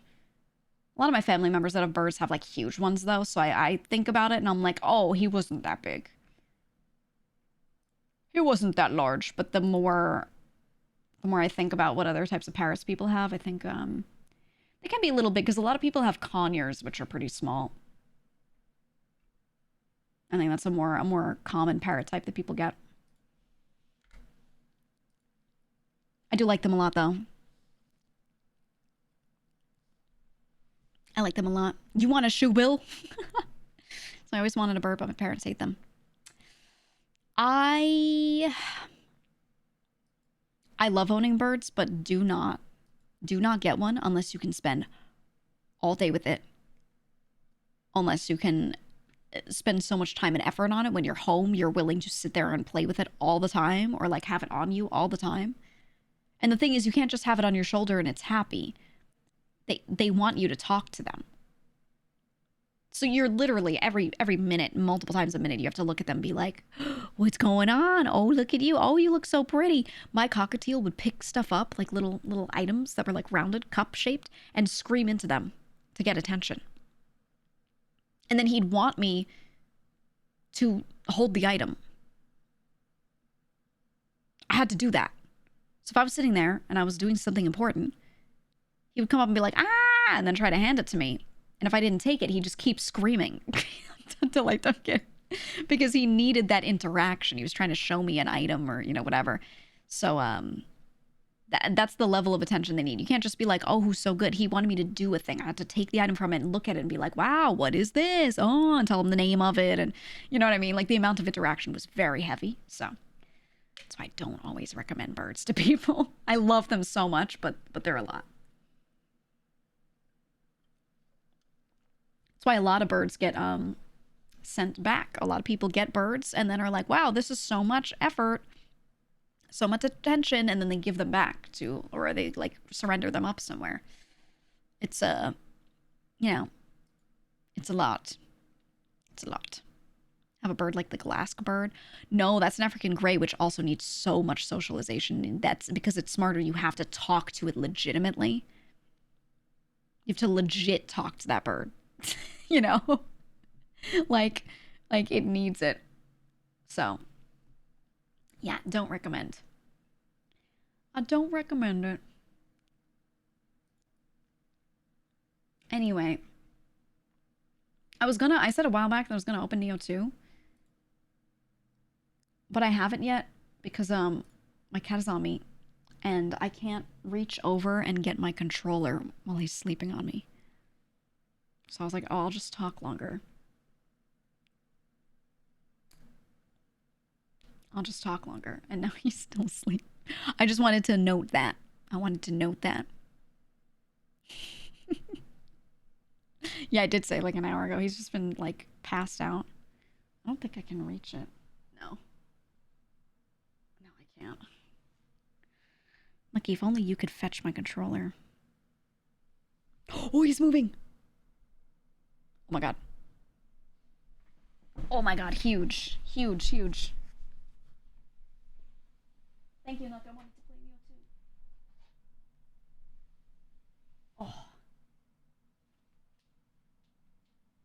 Oh, it's been ages. It's been ages since I thought about picking this controller up, Nick. Oh my god. Lucky, I've been thinking about this controller for like an hour and a half. And now he's blocking me. Lucky, you're in front of me. You must move your body. Okay, there we go. Where's it going? Ooh, to the dog bed. Good choice. He does this thing where he spends like a month sleeping on one bed. And then he picks another spot and he spends a month over there. And then he just kind of like rotates between his new favorite spot. I don't know what that's about, but he recently decided that the dog bed was his favorite. So he's been on there, which is good because it's huge. Let's turn his BGM off. It's huge, so it can fit both cats, and I can kind of like squeeze on there too if I want. Hold on, we're lagging my frames as the game opens.